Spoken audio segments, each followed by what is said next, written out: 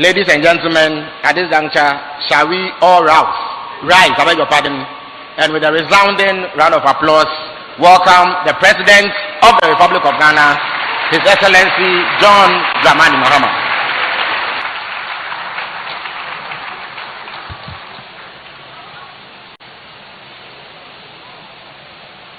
Thank you very much. Kindly resume your seats.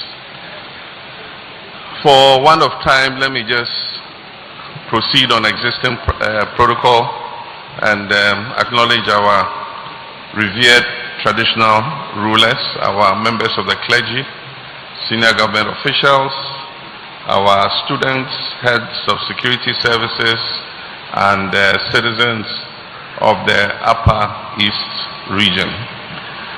You've heard all the presentations, and I don't intend to rehash what my ministers have said already, and so I'll just make a few key points in some of the areas that I noted, and then we'll have the opportunity to enter the interaction phase.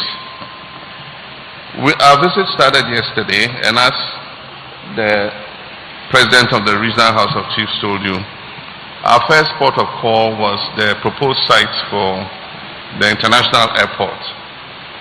I'm happy to say that it is currently going through procurement for the selection of the contractor who would come on site to build the new Upper East Regional Airport. It will allow direct flights from Accra to Sumbrungu, which is close to Bolgatanga, and it will enhance economic activity within the region. Instead of sitting in a bus for 11 hours to drive from Bolgatanga all the way to Accra, in 1 hour, 5 minutes, you'll be in Accra. And it has a runway long enough to take all manner of aircrafts that are currently operating domestically. So you can take the jets, like the Africa World have it, and you can take the turboprops, like Passion has. And so both will be able to fly in and out of Bolga. It will also enable my own presidential jets to land, and so I don't have to land in Tamale and drive to Bolga. Anytime I'm coming to visit you, we'll fly straight to Sumbrungu and we'll be here in 50 minutes. Then from there we visited the E-block at Paga SHS. Indeed, we commissioned it yesterday. And the Education Minister has explained what we're doing in the education space. And so we are completing 30 of the abandoned E-blocks that we started in my previous presidency that were abandoned after we left office. We're going to complete them so that children can go into them. We have a policy to make those that are in rural areas into boarding schools, because the children come from scattered communities and it is difficult to have them commuting to school every day. And so we're going to add a boys' hostel, girls' hostel, and a dining hall so that they can become full-fledged boarding school, so that the children can live in school. But the ones in high population urban centers, we're going to keep them as community day schools, because the children don't live far from the school, so they can commute every day to those schools. But then there's a new batch of 30 E-blocks that we're going to build under the Star J project that the Minister of Education mentioned. And those are going to target districts that don't yet have schools and high population density areas as community day schools. But aside from that, we're also building 16 new, completely new secondary schools all over the country. And Upper East has also been targeted for some of these new schools. We also visited the Chuchulga-Nakong, Chuchulga-Sandima Road, which is under the Big Push. The Chuchulga-Nakong is just a segment of the entire road from Bolgatang, Navrungo to Wa. And so my 10 is working on that segment. And there are other contractors working on all the other lots towards Wa. And so by the end of next year, we'll be able to drive from Bolga to Wa in complete comfort without any dust or potholes. It will be a first-class road, and it will solve the problem of commuting between Wa and Bolga. We are also, the same contractor is doing Chichulga to Sandima, and we're also going to continue from Sandima to Fumbisi so that we open up that corridor. At the same time, from the Savannah end, we have re-awarded the Busunu to Daboya Road, and we're re-awarding Daboya to Mankargo, and then there's a missing link which will join from Mankargo to Fumbisi. And so if you are going from Sandima or from Navrongo to Accra, you don't need to come round this way. You just go down all the way to Daboya to Busunu. Then you turn left to Damango Junction, turn right, and you're on your way to Bupe and to Kumasi.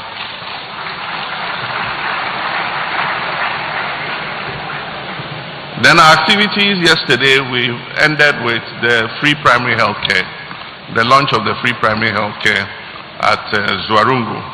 And as the minister explained, it is to fill the gap so that we can achieve universal health coverage. Because we noticed that when we came into office, almost 40% of our people were not on national health insurance.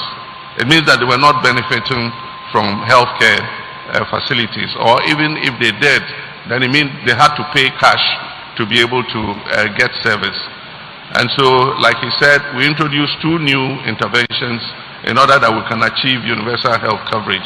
The Ghana Medical Trust Fund at the top to deal with non-communicable diseases that are not covered by the NHIL, and then the free primary health care at the lower level of our health system. That is from the CHIPS compound, health kiosk, all the way to polyclinics. And like you said, if you're a Ghanaian citizen, you're entitled to free health care. If you go to any of the CHIPS compound, you just identify that you're a Ghanaian, you get free health care. Nobody will charge you. But I'm excited about 2 things. One is that it will also help us to improve maternal health, because the healthcare nurses will go from house to house, and so 1, it will help us with preventive care, and 2, it will help us to reduce maternal mortality, because part of their remit is not only to do medical screening, but also to check on pregnant mothers. And so we're going to introduce an antenatal book. And so when they come to the house, anytime you go for antenatal, they'll record it in the book, and then they'll show when your next visit should be. So when the healthcare nurses come to the house and you're a pregnant woman, they'll ask for your antenatal book, and they'll make sure that you have fulfilled your antenatal visits. Because a lot of the women who die in childbirth, if you investigate, you'll find that they did not follow the antenatal care system. And so sometimes they have difficulties in birth. Because sometimes if you are carrying a child, you can have high blood pressure because of the pregnancy. And so they need to keep monitoring your pressure. Otherwise, in childbirth, because of the intensity of giving birth to the child, either by cesarean section or by pushing through labor, the mother can die because she gets a stroke, while trying to give birth. And so we need to monitor all these things. And so the free primary health care will help in that monitoring. And then it also gives us the opportunity to do our medical tests. And so I've said that every citizen, and I hope that the chiefs will join us in this education, every citizen once a year must be screened medically.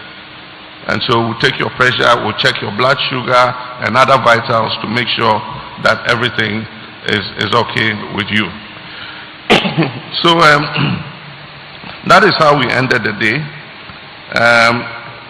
Honorable Adongo talked about the economy, and I'm happy to add my voice to his that our economy has recovered very well. Indeed, a lot of people, including the IMF and the World Bank themselves, cannot believe how fast this recovery has occurred.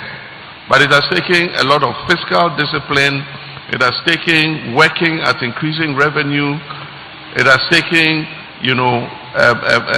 working to cut down waste and all that. And that is what has helped for this recovery. Like you said, indeed the whole of last year, we didn't send any loan agreement to Parliament. Not one loan agreement. In previous years, the main parliamentary business was approving loans. This time, for 1.5 years, actually 1.5 years, until June this year, not a single loan agreement was sent to Parliament. And so it shows you that everything that we've been doing with our own resources. The first loan agreements that have been sent to Parliament are the 300 million World Bank Star J project, that is to end double track in our secondary schools. And the second one is the $500 million feeder roads project. Those are the first two loans since this government assumed office. And so we'll continue to be very prudent in the management of the economy so that it can create the opportunities for our people. Now that we finish the stabilization of the economy, our next focus is on creating jobs and opportunity for our young people. And so growth, we finished stabilization, we're now looking at growth and job creation opportunities. That is our next target. And so because of that, this year the Minister of Finance is going to Cabinet, to Parliament, with a policy we call the new economy. The new economy is selecting 7 sectors of the Ghanaian economy. And every year we're going to, for the next 4 years, every year we're going to invest $2.5 billion in those 7 pillars. But the biggest is agriculture and agro-processing, and that's where the Upper East comes in. Agriculture and agro-processing is going to take 50% of that 10 billion investment. So $5 billion is going to go into agriculture and agro-processing. And I can assure you the Upper East region is going to get its fair share of that $5 billion. So that will cover creating more irrigation facilities so that our young people, even in the rainy season, the dry season, would have the opportunity to be able to produce. The minister told you that Upper East can produce all the vegetables and everything that we eat in this country. And we're not even waiting for that program to start. We've started. We have the tomato revitalization project that is taking place here, which is bringing 2,500 acres of land under tomato production. And the Pualugu tomato factory is going to be the epicenter of it. We're going to rehabilitate the Pualugu tomato factory so that we can process the tomatoes that Upper East is producing to feed the rest of the country. And so we'll finish the Tamni irrigation dam so that the 4 districts in the Boko area can also go into their dry season production, especially onion production, because we know that the Boko area has a comparative advantage when it comes to onion production. We want to cut down the amount of onions we import from Niger. And if we put enough land under irrigation, we should be able to import substitutes and produce our own onions. And so government is going to support that. As he told you, the via irrigation is about 850 acres. It has not been rehabilitated for a long time, so right now we are working on it, and by next year all the 850 acres will be brought under cultivation. With regards to governance, he told you about the constitutional review. The minister has talked about it. Soon I'll inaugurate the constitutional review implementation committee, and their work is to take the government position paper and the CRC reports and synthesize the two, and then they will divide it into 2 segments: non-entrenched clauses and entrenched clauses. Non-entrenched clauses, we just need parliamentary approval. So those we will put before Parliament and we will vote and pass them. Entrenched clauses require that we conduct a referendum, and at least 40% of registered voters must vote, and 75% of them must say yes. And so we want to add that to the district assemblies election next year. So next year, apart from voting for your assembly members, you will also be required to vote on the constitutional amendment. And if we vote and it passes, then we will implement the entrenched clauses, amendments to the entrenched clauses. So that's to do with governance. With security and safety, I want to commend the IGP and his men. As the regional minister said, Upper East is safer now than it was before. A lot of the motorbike snatching, armed robbery and others have significantly reduced. That is because of the work the IGP and his people have been doing. And my final one is to commend the traditional rulers and the people of Boko. Boko is finally calm. The guns have stopped sounding, and people are beginning to go about their business. I believe that if this peace continues, Boko will bounce back to its original glory as a major, commercial area of our country. And a lot of the people who left will come back. Teachers left, health professionals left. Indeed, last year we couldn't post national service people to Boko because of the fighting. We couldn't post doctors to Boko because of the fighting. And so I believe that with this peace that we have found, if we continue, Boko will become what it was before. In the meantime, I promise 1 billion cedis for the Boko Revitalization Fund.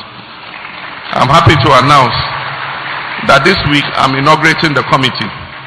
But even before we have inaugurated the committee, some work has started on Boko Town roads, on some health facilities and others.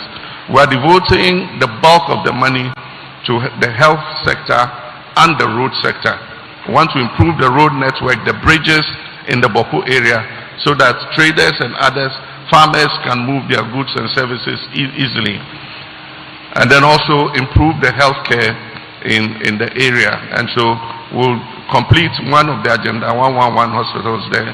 And then we'll also build a new hospital in Boko itself. And so these are some of the things that we are working on.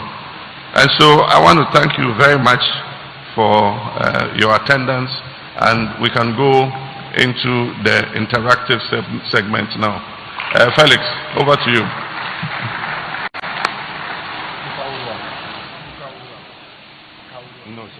But Your Excellency, may I kindly ask that you stay with us for a few minutes. At this stage, ladies and gentlemen, we are delving straight into the questions and answer session. In the interest of time, we are only able to take 5 questions in this session. So if you have a question, just put up your hands. Once you catch my eye, I will call you, and then a microphone will be brought to you to answer your question. Let me start by giving the opportunity to our revered man of God, a member of the clergy, to ask a question.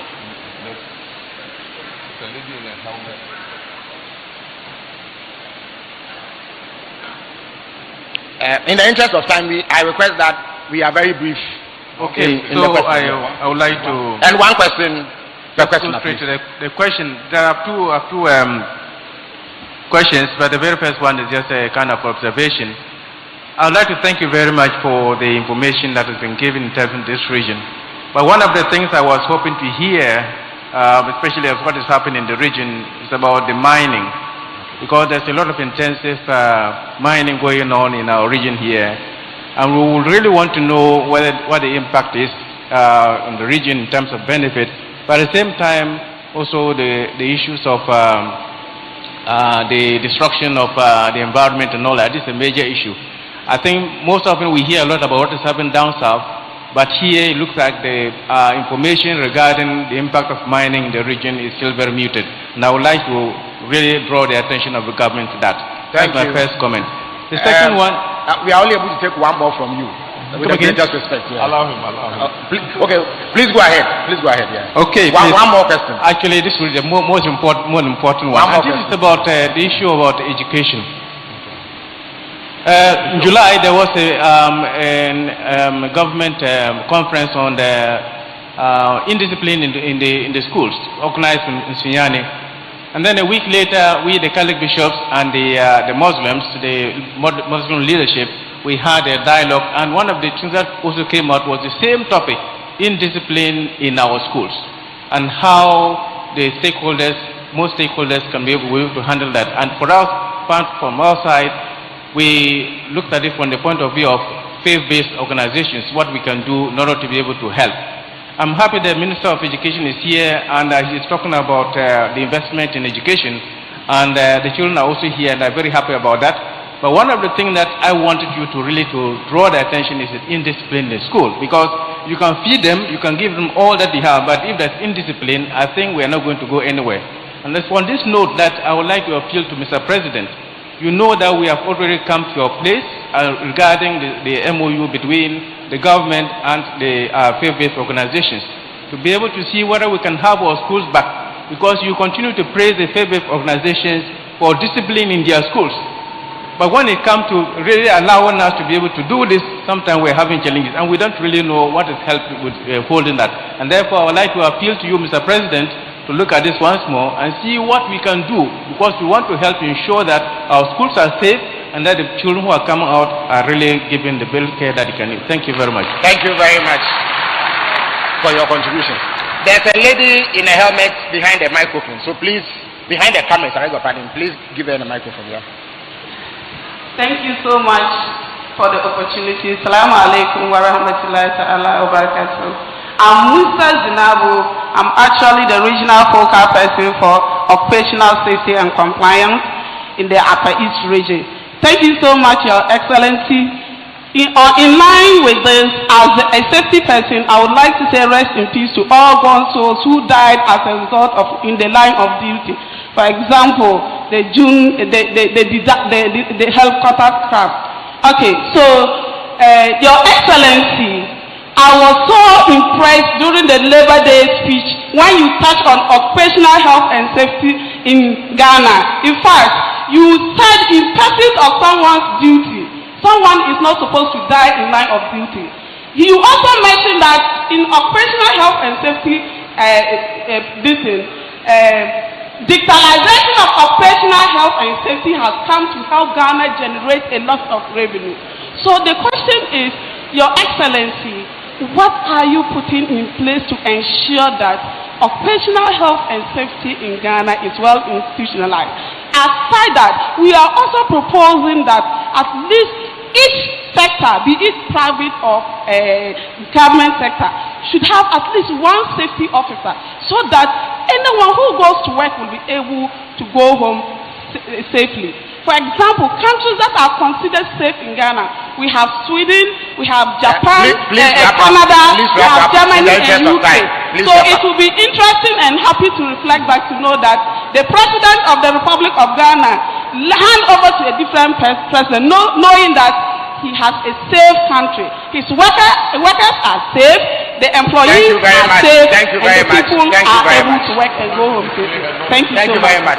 There's a gentleman in a smoke to my right. Please hand over the microphone to him.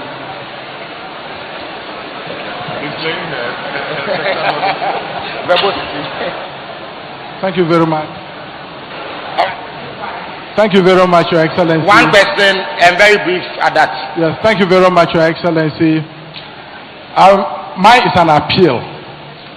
Your Excellency, there is no doubt majority of Ghanaians are benefiting from the research agenda of your government. However, poverty, unemployment, inequalities are still pronounced, especially in the northern part of the country. We have been told by a number of people, you are the first president to do this, you are the first president to do that. I want to make a humble appeal to you, Your Excellency, to be the first president to make significant public investment in the northern part of the country to unlock the huge development potentials of it so that we can bridge the South-North development gap. I have always felt that if, Your Excellency, you do not make this commitment come to fruition, we may not get an opportunity of someone who lived, born and bred and well versed with the realities in northern Ghana to be able to address the South-North development gap. Your Excellency, during your campaign tour, I had the privilege to present to you a comprehensive master development plan for northern Ghana development. I want to know to what extent has government attended to this document, which has all that it takes to address poverty, inequalities, deprivations in northern Ghana. Thank you very much. Thank you very much. The next question will be asked by one of our revered traditional rulers. Please hand over the microphone to him. Thank you so much. My name is Nabatanda Ngorgo Kuguri Asoba Ere the Fifth. I am the Paramount Chief of Kologo Traditional Area. Your Excellency, Mr. President, when you were mentioning of the roads, I thought maybe I was just keenly listening. But Kologo Naga Road, Navrungo Kologo Naga Road wasn't mentioned. And when the Minister of Roads was doing it, I didn't hear. Kologo is the only town in Upper East here, one of the biggest paramountcy, without a police station, without a secondary school. Mr. President, I know you will consider me giving me one of the secondary schools that you are going to give to the region. Thank you so much. Thank you very much. The last question will go to a woman in the interest of gender balance. So I see a lady in a hijab at the back there. Please give the microphone to her.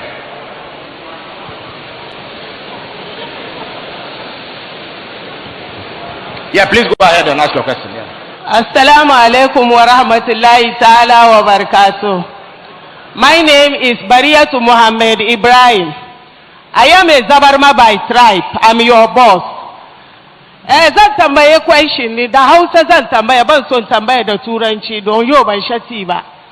Da muna use currency. Currency na yana rike da jinyami. Kudin Ghana da yana da value. Tunda aka sake wanga kudi, ba jinyami cikin kudin na. Kudin na ya bari bai da nauyi. Jinyamin nan bai important bane ko currency nan ne bai need jinyami cikin. Question da nike da shin tambaya kenan. Amma kana zagin zabarmawa kai hankali na charging ka. Okay, thank you very much. All right, Mr. President. That was the fifth one, eh? Yes, that's it. Yeah, okay. Those were 5 questions. Some were appeals, some were questions, and so I will proceed to address them, starting with mining. The Upper East region has great potential for mining, especially gold mining, and the Minerals Commission is working to identify all the possible concessions in order that we can set up formalized mines in those areas. The thing is, we have 2 kinds of mining. We have the formalized mining, and then we have the illegal small-scale mining. Illegal small-scale mining, it is difficult to hold them to land reclamation after they have finished. But with the formalized mines, we make them post a reclamation bond, and when they have finished mining, they restore the land to what it was, and they take their money back. If they don't do it, then we use that money to get somebody to reclaim the land, and we use that money to pay them. And so we're doing, not only for the Upper East region, but the whole of the country, formalized mining. You cannot completely ban illegal mining. You just keep chasing them and all that.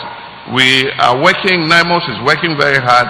We've seized excavators, we've seized Shamfan machines, you know, and you drive them out of this area, they run to this other area.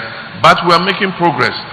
Of the almost 49 forest reserves that were invaded, we've been able to clear as many of them as possible of illegal miners. Before, what we did was, when we clear, we hand over to the Forestry Services Commission. But they don't fear the Forest Service. They go and drive the forest guards out, and they go back into the mine. And so now we put a military detachment. After we clear the forest reserve, we leave a military detachment there. And that means we have to spend more money. One, you must feed the soldiers. You must provide them with the logistics to continue to stay there in the forest. But we will not give up. We'll continue the fight against illegal mining. But Upper East has a good potential, and mining can create jobs. But we need to make sure that these are formalized mines, so that they can employ our young people to operate. A few years ago, Cardinal Mine opened in this area, and you should already see the number of people who are working in that particular mine. In Upper West, they have the Black Volta mine development coming up. There are several other areas that we can see the potential for proper mining, so that it can produce more jobs for our young people. But our target is to formalize the mining activity, so that we have a greater control over it than the current scattered illegal mining that takes place. The advantage with the Upper East region is, most of the places where the gold is found in rock. And so it does not create the kind of environmental destruction that we see in the south. The gold is found in rock, and so they blast the rock and they process it and take the gold out. And so it doesn't create the kind of same extent of devastation that we're seeing in the forest in the south. And so that's a fortunate thing. The second question was about indiscipline in schools. The problem is partly technology.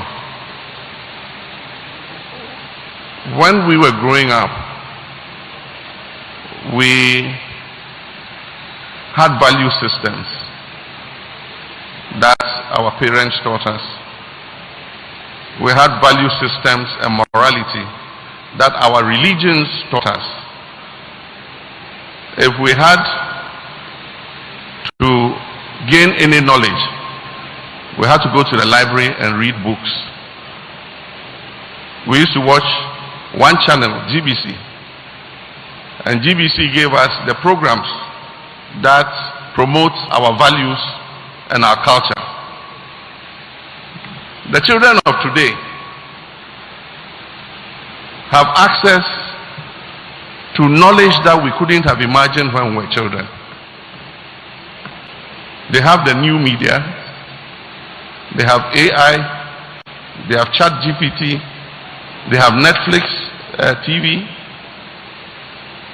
Indeed, on that little phone that they have, when you give your child a phone, know that you are opening him up to both positive and negative.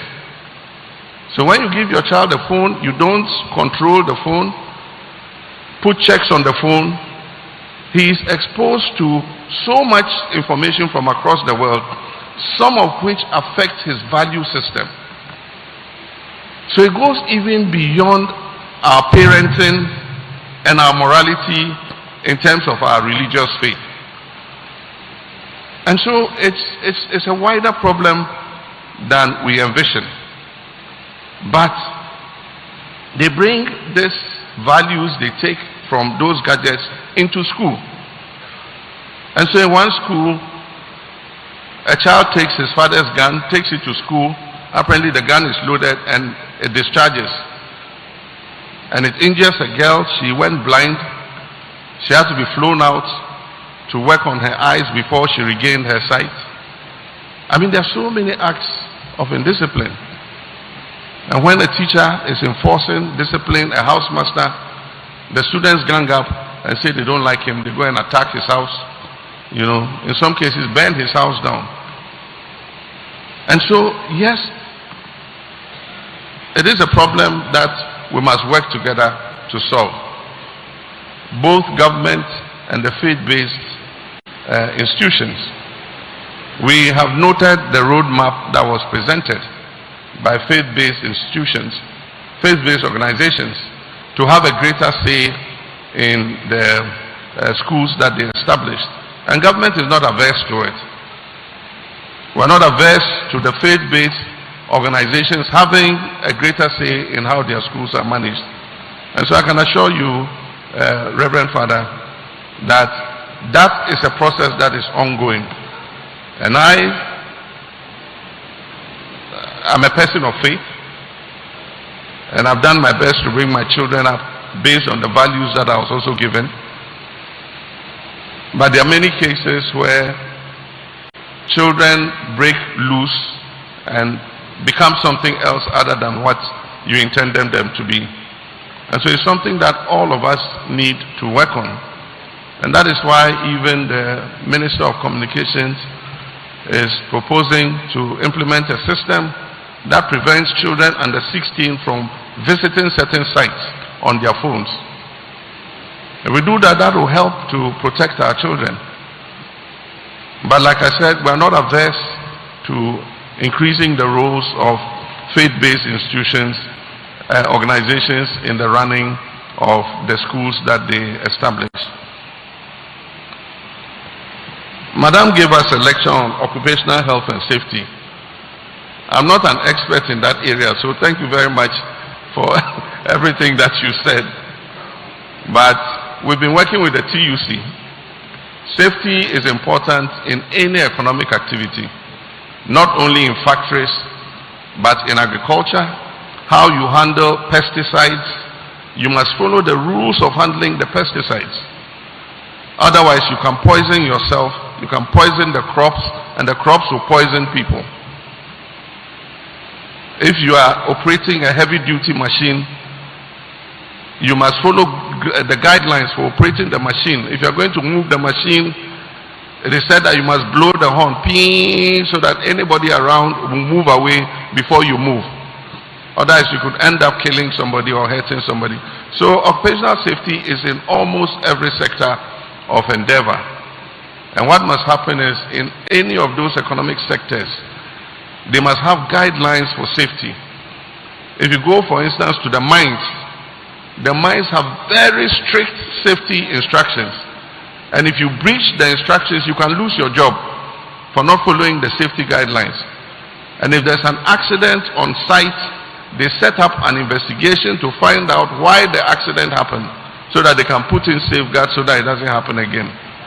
So it's something we must all take seriously. And like I said, we and organized labor are working on that.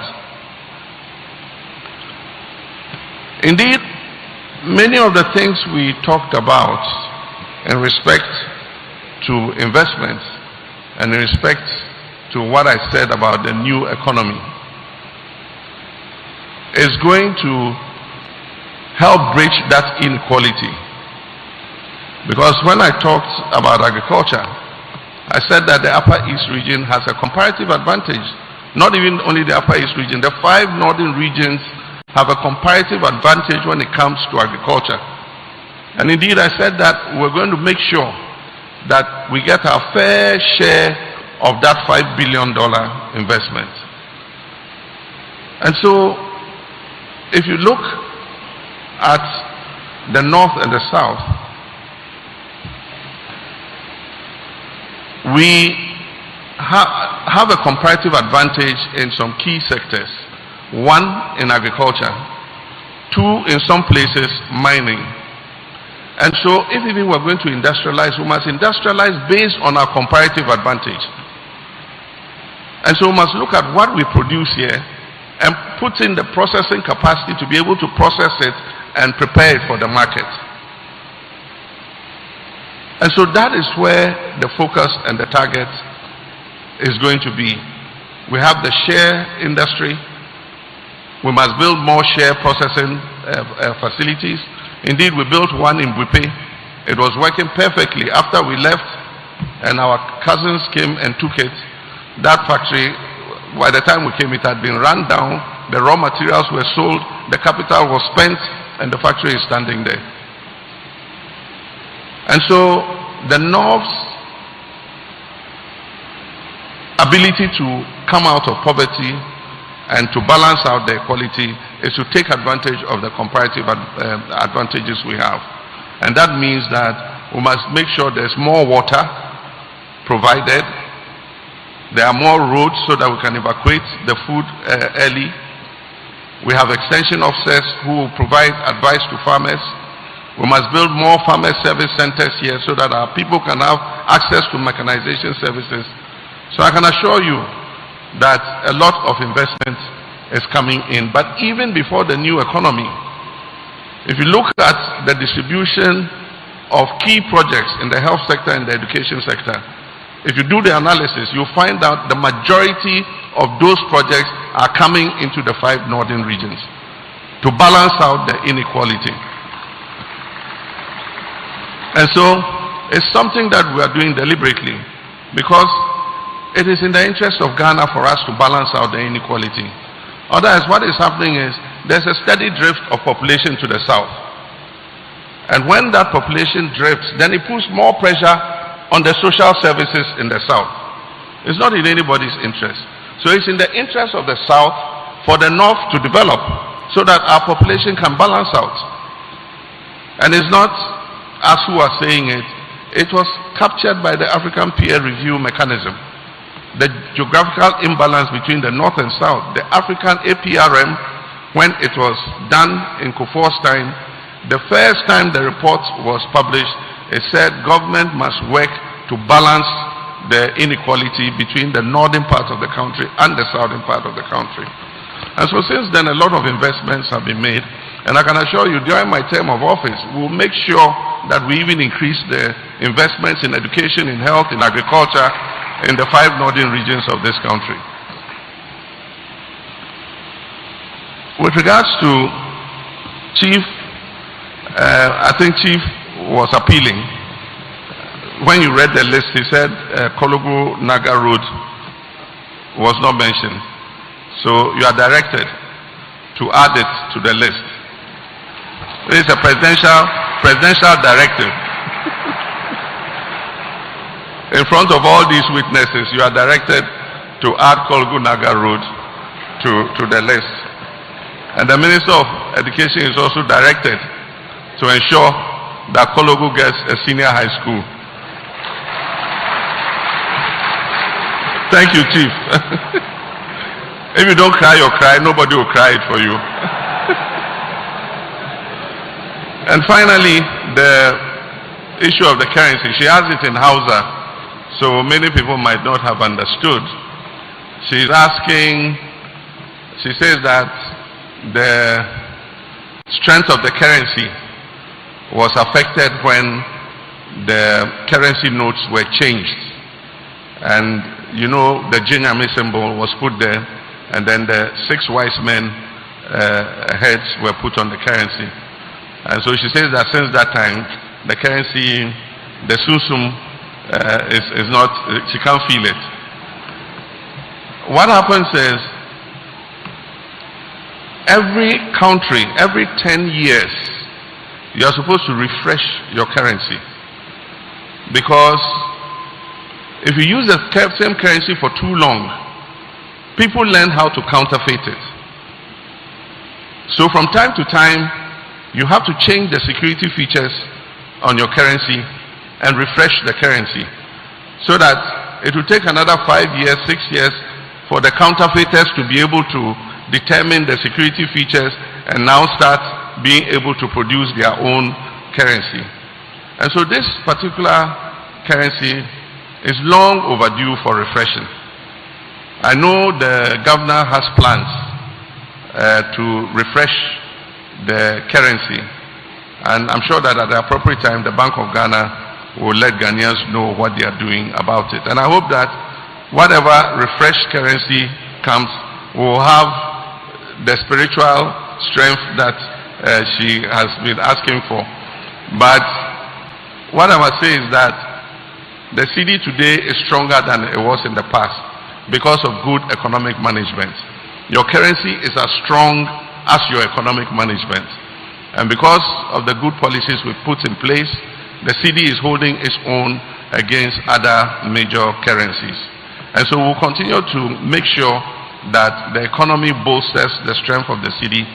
But like I said, at the appropriate time, the governor will apprise us of any plans that he has for replacing the currency. So thank you. I think that's the last question. Please spare us a little bit more of your time, because the members of the Upper East Weavers Association, Weavers Association, they say they have a presentation for you because you boasted their trade with the way that you marketed the fugu in Zambia and elsewhere when you traveled outside of this country, and they deeply appreciate the overwhelming endorsements that you give them. And so we want to present you with these 2 smokes as a token of appreciation.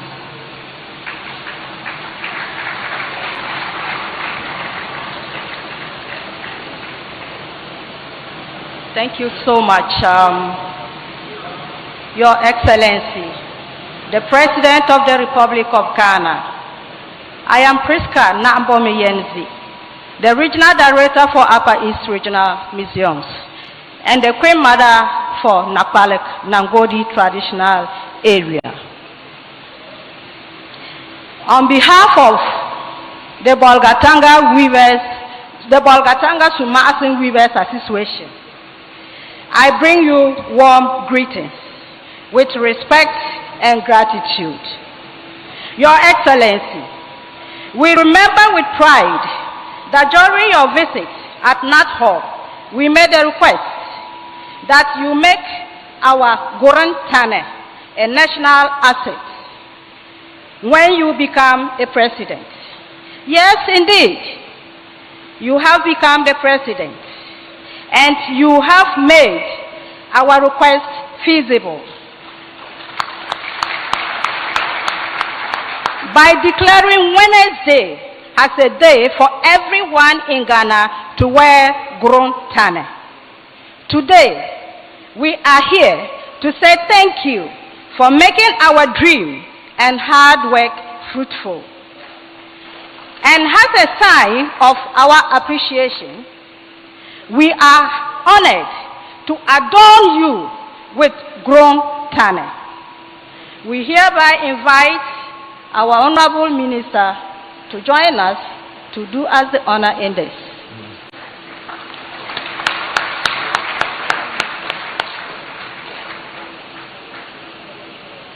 Let's go. Thank you. Okay. It's Lewis on this one. Thank you so much, Your Excellency. We present this to you not just for beauty or for decoration or just for looking good. We present it to you because it represents our culture, our identity, and the hard work of Bolgatanga Sumasim Weavers Association. We do this so that the whole nation would see that Bolgatanga is your home. Your Excellency, we believe in your vision and hard work. We are ready to work with you. Get us closer than we are by making support and funding opportunities easily accessible to us. Your Excellency, Baraka, Tipo Osia, Mfuosia, Mungode, Akele, Ape, Oyuawodo. Thank you. Next. Thank you very much, Bolgatanga Weavers Association.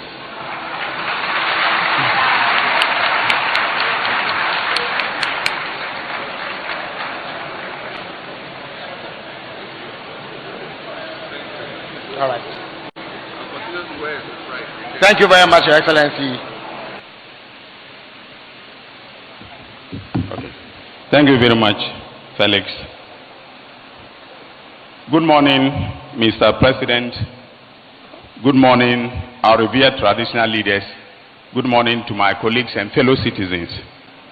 The Honorable Minister for Government Communications has indicated that I have 5 minutes to perform this task that he has given me. I would want to begin with oral. That is Operation Recover All Loot. Fellow citizens, when we were campaigning in 2024, His Excellency the President was very straightforward and set in his mind that the wrongdoing that occurred, the corruption that took place under the 8 years of Nana Addo Dankwa Akufo-Addo would not go uninvestigated. Now, this was set in the background of our own constitution. If you look at the Constitution of the Republic, it says that we commit ourselves to certain fundamental values. Amongst them is the value of accountability. And oral is all about accountability. That is why His Excellency, the President, when he won and took office, and even before he was sworn in, he set up a committee known as the Operation Recover All Loot Committee. That committee did some preliminary work, handed over a comprehensive report to my office. We built 34 dockets out of the report of the oral committee. All investigations on the 34 dockets have been completed and preliminary findings have been made. A lot of them are being prepared for filing in court. But I must say, fellow countrymen and women, that investigations are a painstaking adventure. They are multi-layered. And His Excellency has always been very, very, very keen to ensure that when we are doing investigations or when we are doing prosecutions, we are not in any way leaving any stone unturned in a way that will let it look like he's engaging in persecution of political opponents. And so we do not only investigate using the agencies of state such as the BNI and the economic and organized crime, but we also investigate by doing forensic audits. And that is how come that the National Cathedral audit was ordered by His Excellency. The Auditor General procured the services of PwC that has submitted a report to that effect. My fellow citizens, the cases in court that we have filed so far are doing very, very well. In fact, I had occasion to mention that I am the first Attorney General in the history of the Fourth Republic to file 5 cases in court in 1 year. And Your Excellency, I want us to look at the record that we inherited as far as the prosecution of corruption in our country under the Fourth Republic is concerned. So, when we came into the Fourth Republic, from 1992 to 2000, that was when there was a change in government. And the first case to have been filed that dealt with corruption was Republic versus Victor Selome. And if you recall, that was a case in which the fast-track high courts had been set up by the Kufuor regime in order to make sure that corruption cases are fast-tracked. That case took 6 months, and it was because the MPP wanted to demonstrate that the fast-track courts were actually working. Then it was followed by Republic versus Ibrahim Adam and 4 others. That is the Quality Green case. That case took us 23 months. That is roughly 2 years. Then we had Republic versus Chachuchi Kata. That is, that started on the 9th of October and ended on 9th of October 2002 and ended on 18th June 2008. Roughly 5 years and 8 months. Then we had Republic versus Daniel Aburakwi, which started on the 14th of October 2002 and ended on the 5th of February to 2007, that is 4 years and 4 months. So the narrative that is going on by the MPP that oral is delaying is not true. In fact, our cases are going faster than any other case that has been instituted in the Fourth Republic. So, for instance, we have concluded our case in the SkyTrain. In other words, the Attorney General has closed his case in the SkyTrain. We are nearly done with our case in Republic versus Edubohin, which is the National Signal Bureau's case. And most of the cases are also advancing faster than, the record time. So the negative narrative which is being peddled by the MPP to the effect that the cases are not going well, that the Attorney General is losing the cases in court, is one that is meant to divert public attention away from the diligent investigations that have been conducted. In fact, our investigations have so far been very well done, to the extent that if you look at the National Signal Bureau's case, we have submitted all the documents relating to how the monies were moved from a public account into a private account, and how it was spent privately. So, for instance, I want to give an example.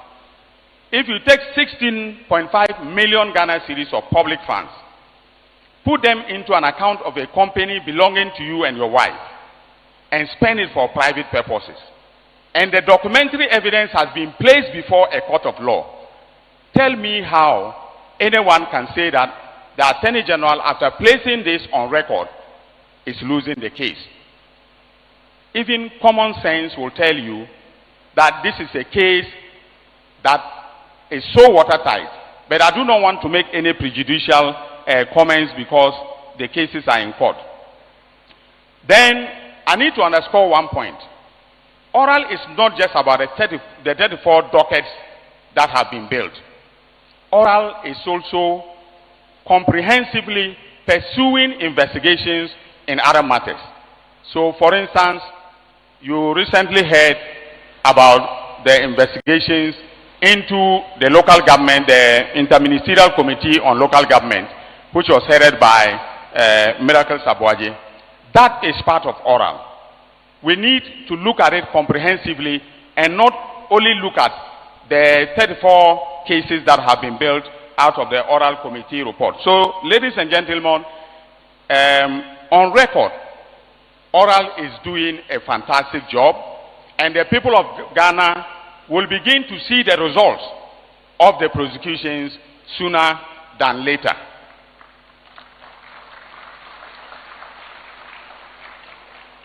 Now, the Minister for Government Communications also asked that I should give a briefing on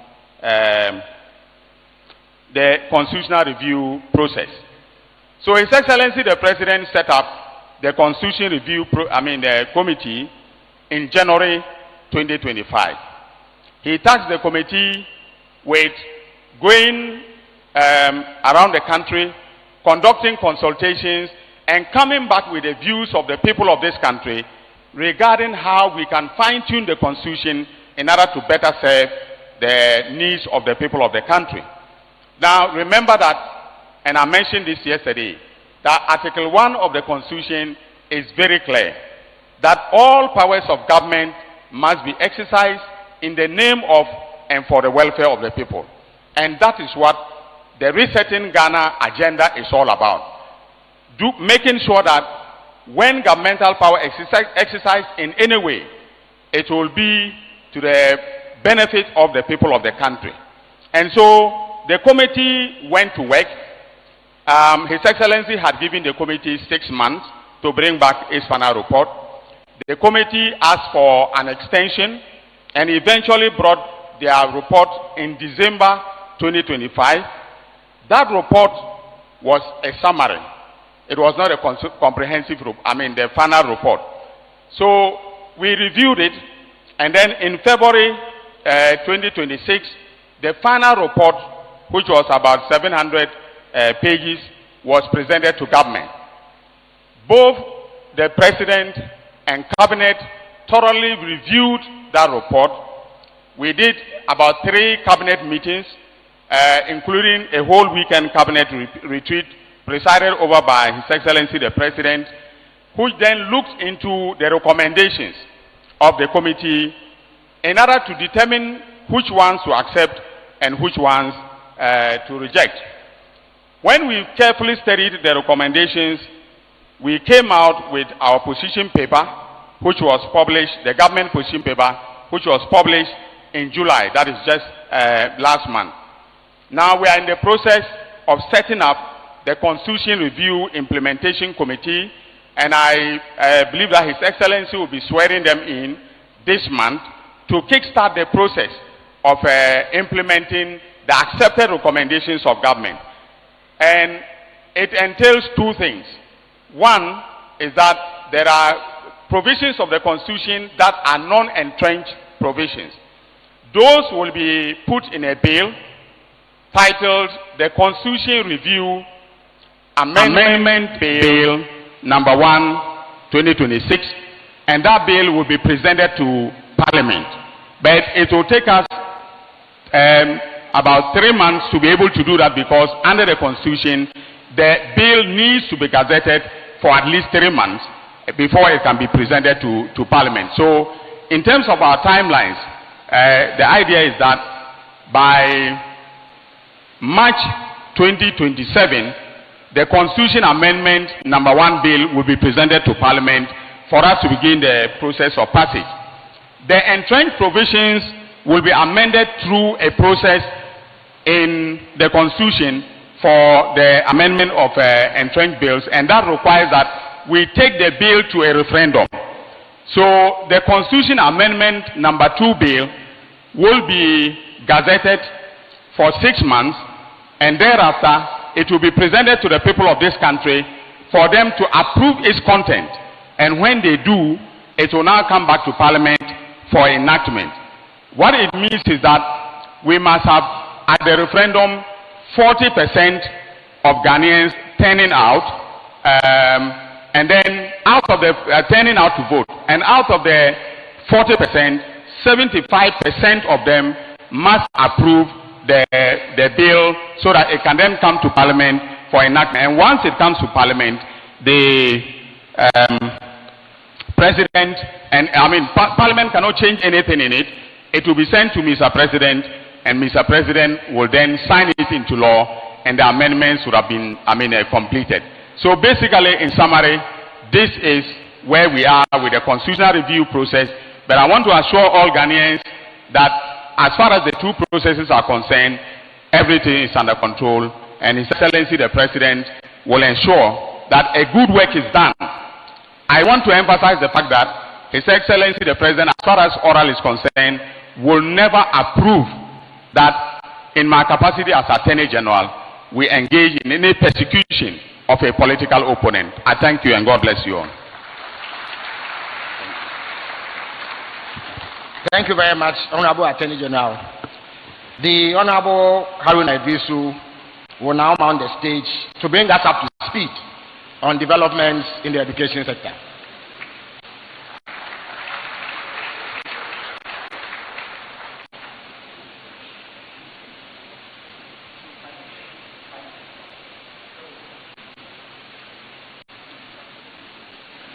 President John Dramani Mahama, President of Ghana and Commander-in-Chief, the Majority Leader and Leader of Government Business, Excellency Cletus Avoka, Council of State and other rep, our very revered and respected chiefs, ministers of state, including Managing Director Goyal and Mr. President, proud students. Mr. President, I will be very brief. Since your assumption of office as President of the Republic, you have endeavored to expand access to education at all levels, basic, secondary, and tertiary. Mr. President, your new policy places emphasis on basic education and realigning expenditure to improve foundational learning and learning outcomes. Mr. President, so far, the GET Fund has awarded 2,038 contracts, basic, secondary, and tertiary, across the country to expand access to education generally.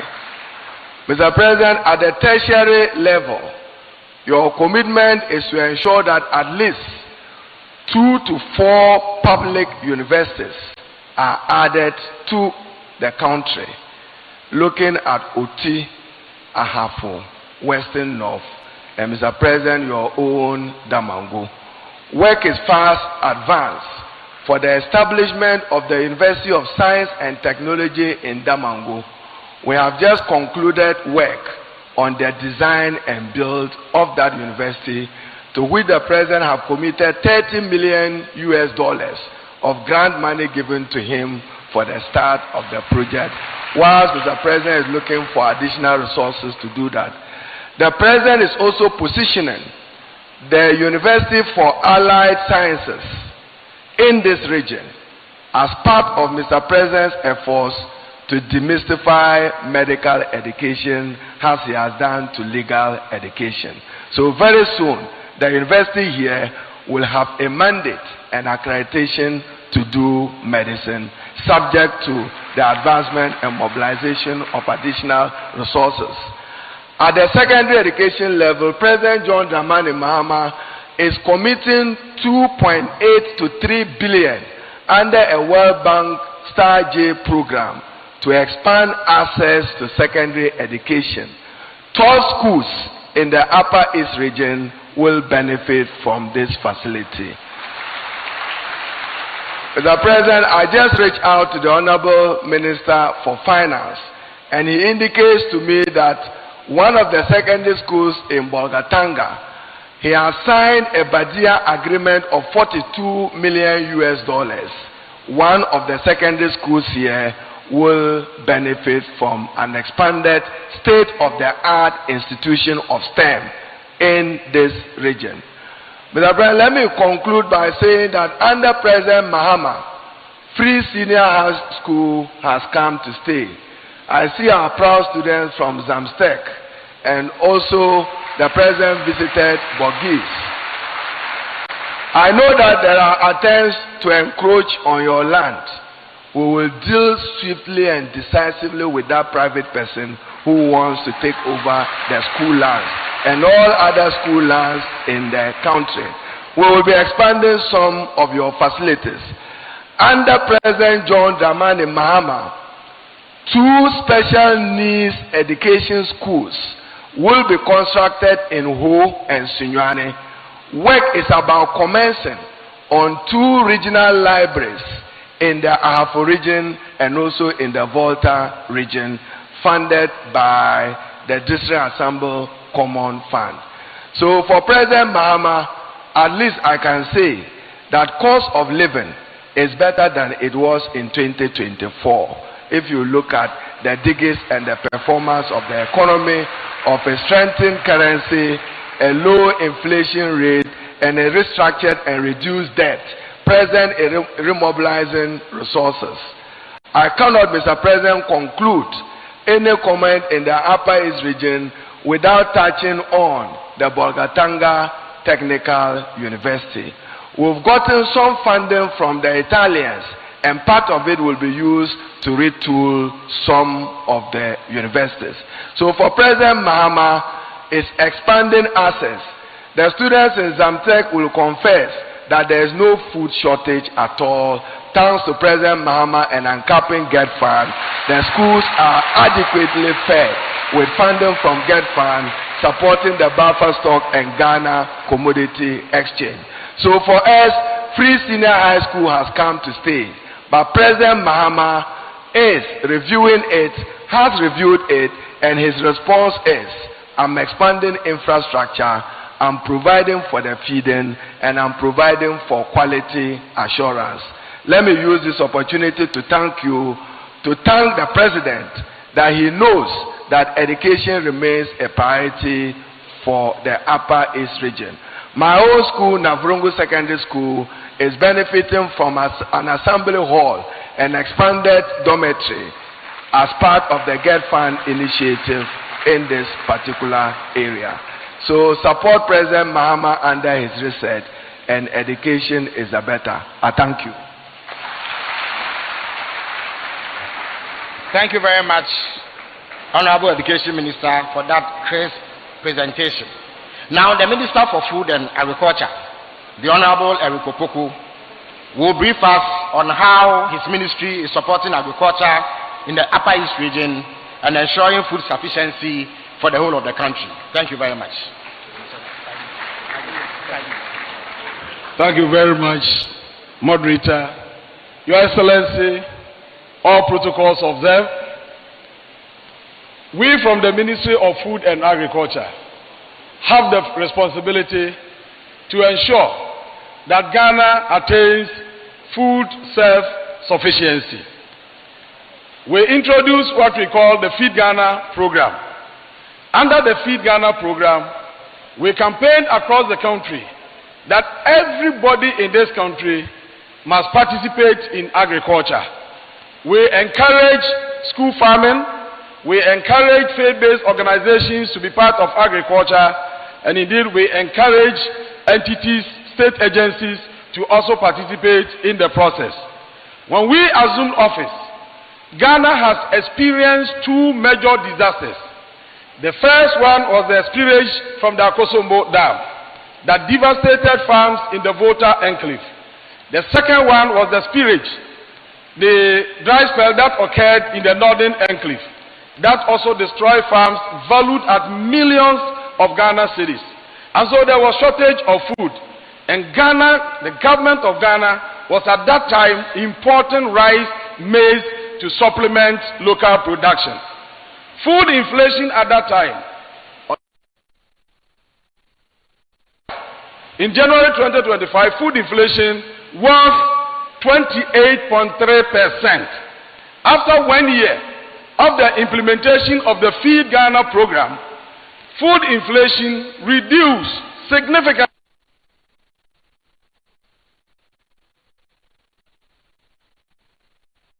It must be indicated that this is the lowest food inflation ever recorded in the this month. The Ghana Statistical Service released a report that indicates that overall inflation has reduced to 4.6 on the back of declining food prices.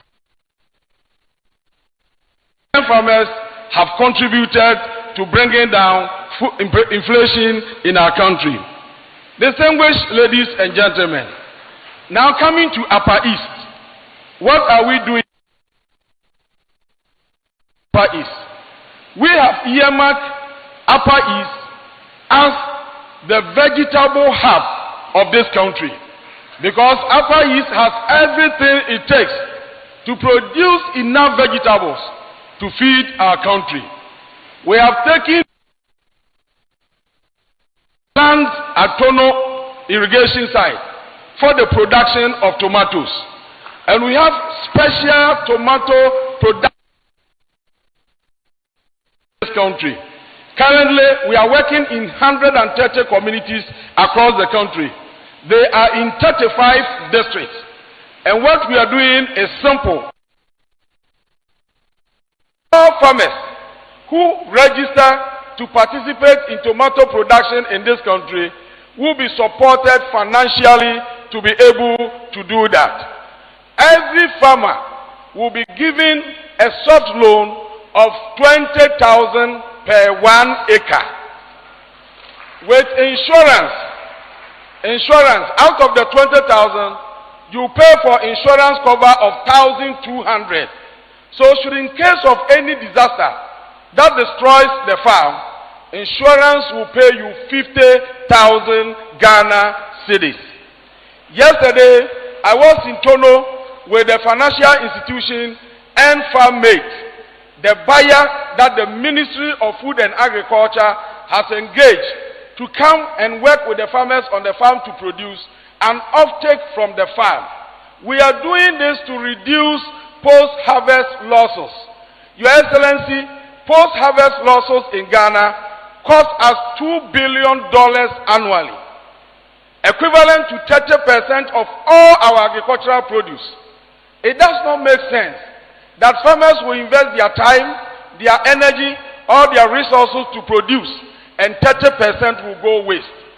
So to address this, we have the buyers on the field. They will work with the farmers, produce, and when they harvest, they will buy and pay them. We are doing this at Tono. We are going to Via. I have the assurance of Mr. President that within a matter of 3 months, we will complete the right bank of Tono and then of Via and operationalize it immediately.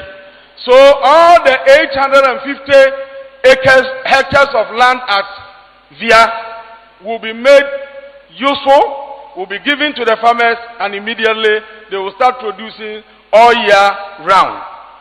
Then when the regional minister was speaking, he mentioned lack of irrigation in Binduri, lack of irrigation in Boku West, lack of irrigation in Katsina Nankana and in Taransi district.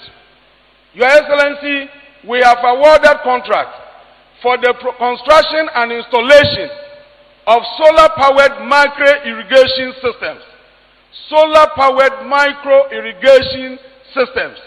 And contractors will be on site within the next 2 weeks to start constructing and installing irrigation systems to enable our people to operate. Again, on the issue of rice glut, fortunately or unfortunately, last year, Ghana witnessed a bumper harvest. Our farmers produced so much that the market was unable to accommodate. President Mahama, for the first time in the history of this country, made available resources through the Ministry of Food and Agriculture to the National Food Buffer Stock to go into the market and mop up the excess. As we speak today, all our warehouses, our silos are full. We have more than 20,000 metric tons of grains stored. So in case of any emergency in this country, the government of President Mahama is ready to provide grains to support the citizens of our country. Unfortunately, we have one challenge to deal with. That is the glut of rice on our farms. In fact, when I came to Bolga, many of the farmers that came to me said that, when are you people going to procure our rice? President Mahama has given us resources, and buffer stock has started awarding contracts to millers. In fact, in Akko, we have given contracts to a private entity that is working with ICO. The contractor is supposed to buy the paddy rice, mill, and then transport to the national buffer stock.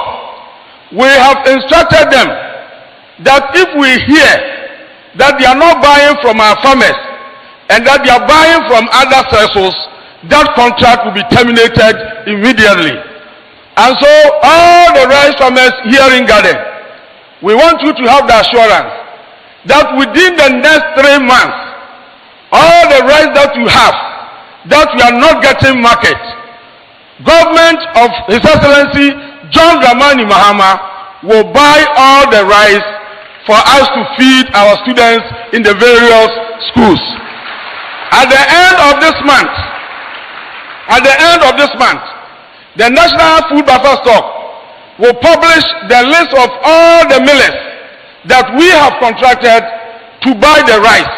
We will publish them in the Daily Graphic, in the Ghanaian Times, and all the papers, and also announce on all our radio stations for every farmer to know where they are located, so that you can send your rice there for it to be bought. The good news is that we will not allow them to buy the rice cheaply. We are going to offer reasonable prices so that farmers can earn something significant from their sweat and labor. This year, we have procured 730,101 bags of inorganic fertilizer, equivalent to 37,000 metric tons. We have also procured 190,561 liters of organic fertilizer. We have also procured huge quantities of improved maize, rice, pepper, onion and tomato seeds, and we have distributed across the country free of charge to our farmers. We are doing this for one important reason. It is an emergency cushion in response to the low prices occasioned by the drought we have experienced this year. The president believes that farmers did not get enough income to be able to procure this input, and so there is a need for government to cushion farmers in order to produce at an affordable cost. So our farmers in the various cooperatives have been served. Every agricultural district in Ghana have been served. Our traditional authorities who are farming have also been served. Faith-based organizations have been served. Schools registered with us under the Free Ghana program have been served. And therefore we expect bumper harvest again this year. And we are preparing, we are putting up enough storage facilities to be able to accommodate the excess. Distinguished ladies and gentlemen, this is my last point. In order to scale up agricultural production, President Mahama promised mechanization. So we are setting up what we call agricultural mechanization centers, now changed to the farmers service centers.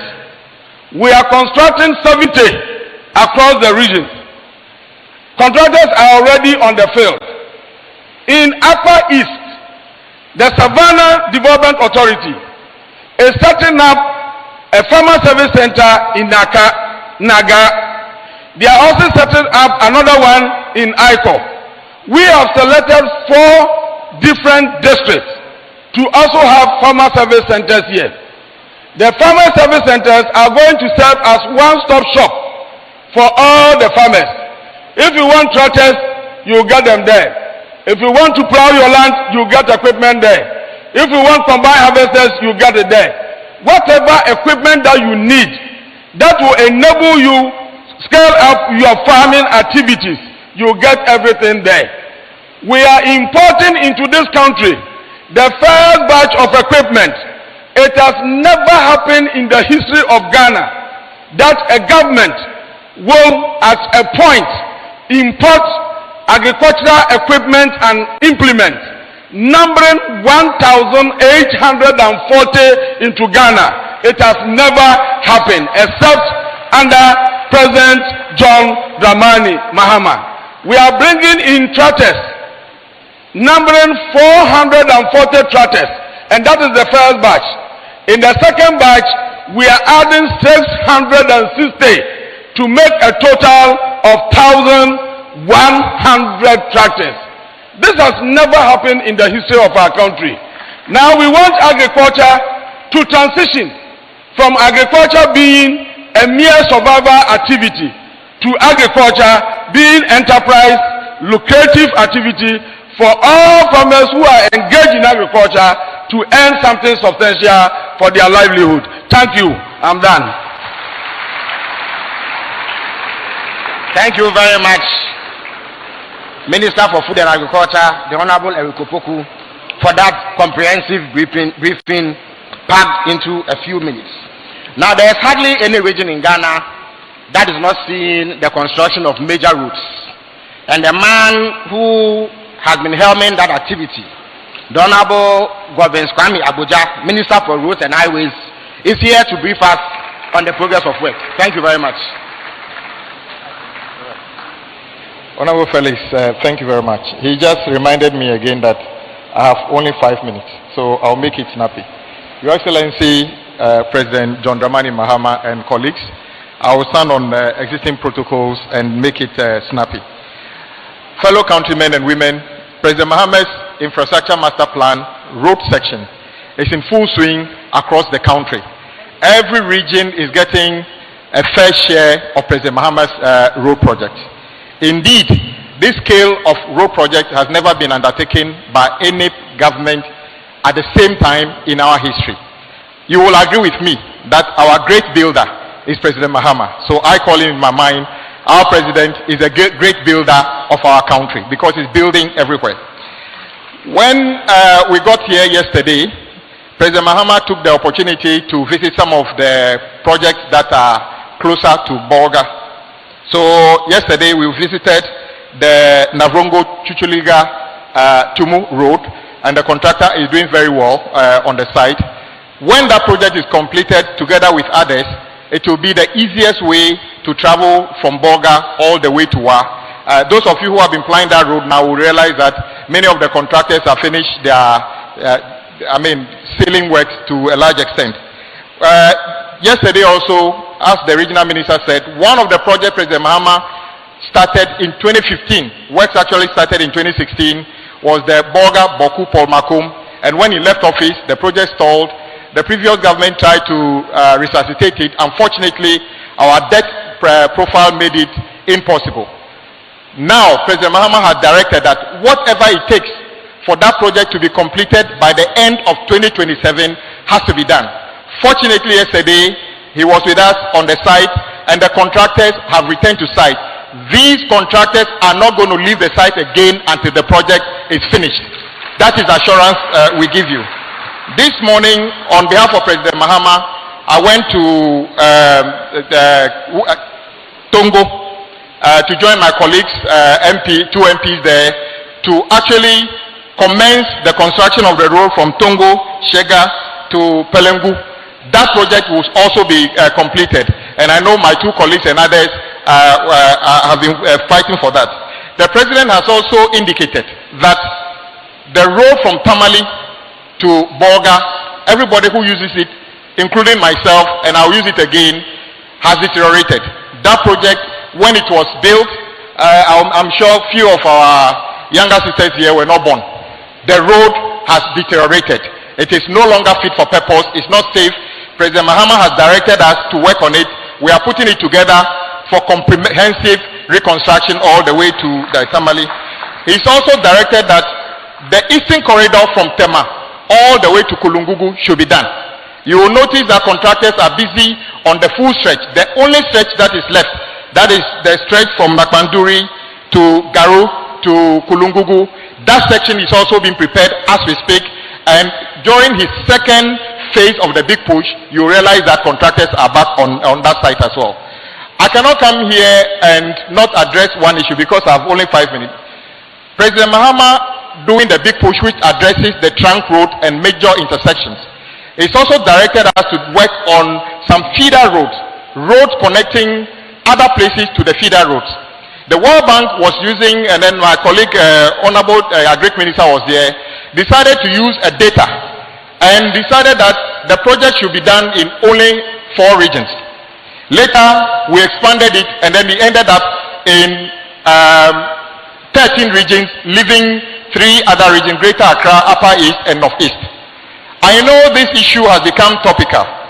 What I'm going to say here will put me in trouble in other regions. Because what I know is that some of the World Bank project we have been talking about amounted to about 40-60 kilometers in some regions. But what are we doing to make sure that Upper East have its own share of this project? President directed, and between now and next month, you realize that contractors will be on site on 18 projects in this region. So instead of getting 50-60 kilometers, Upper East is getting 267 kilometers of those roads. Yes, I know you are clapping, but I'm going to get into trouble in another region. And let me mention this road so that it is clear to everybody that this is what we are doing, and then the commencement authorization will be issued next week for us to start the procurement process. So give me a few minutes to let me just read what we are doing. So we are doing the upgrading of Gumongo to Nairo and other feeder roads, the rehabilitation of the Saboro Wusunga feeder road. That is one. Upgrading of Bedema to Kanjaga feeder road. The rehabilitation of Catholic Bandem Health Center and other feeder roads. The Chuchuliga, Awu, Lansa and other feeder roads. Upgrading of bituminous surfacing of Kandinga Junction to Sirigu feeder road. The construction of 30-meter long span bridge over River Kolalibali on Paga to Sirigu feeder road. The construction of a 36-meter long sail bridge over River Gugura on Paga Sirigu road again. The upgrading of Zare Market to Zisiri feeder road. Upgrading of Yakubu Kona Junction to Yakubu Kona Bastia feeder road. The upgrading of Asange, Pelungu and other feeder roads. Upgrade bituminous surfacing of Y Junction, Domiabra, Tampani feeder road, and rehabilitation of Bayonde to Congo feeder road. Upgrading of Bongo Central to Namon road. I'm sure the regional minister is excited about this particular one. The upgrading of bituminous surfacing of Zebila Hospital to Tanga feeder road, and upgrading and bituminous surfacing of Zebila SHS to Kukore feeder road. The upgrading of Zare Nyariga to Ayone feeder road. Upgrading of Zarungu Tongo feeder road. Upgrading of Boku Narangu feeder road. Upgrading of Pusiga town roads. Navrongo Pungu Natumnia feeder road. The upgrading of Bayonde Congo feeder road. The upgrading of Asorekobinsi Guinea Fowl Junction to Nyariga Canal feeder road. Azimson bypass, and then many more. A total of 18 projects, 267 kilometers. That is starting by next month. Will you substitute this for a 50-kilometer road under the World Bank? No way, isn't it? President Mahama is making sure that his road projects are equitably distributed, especially to those of us who have suffered no road project within the 8 years of the previous government. We are addressing those ones, and I can guarantee you by the end of President Mahama's tenure, you will see that this region is fully open with good roads, tarred and everything. Thank you very much for the opportunity. Thank you very much, Honorable Minister, for giving this comprehensive update on progress of work on roads in the Upper East region in particular and Ghana in general. So the Honorable Isaac Adongo is Member of Parliament for Bogatanga Central. He is also the Chairman of the Finance Committee of Parliament and a man well versed in happenings within the Ghanaian economy. He will give us a brief presentation on what President Mahama has been doing with the economy since he took over as President of the Republic of Ghana. Let us welcome him with a round of applause.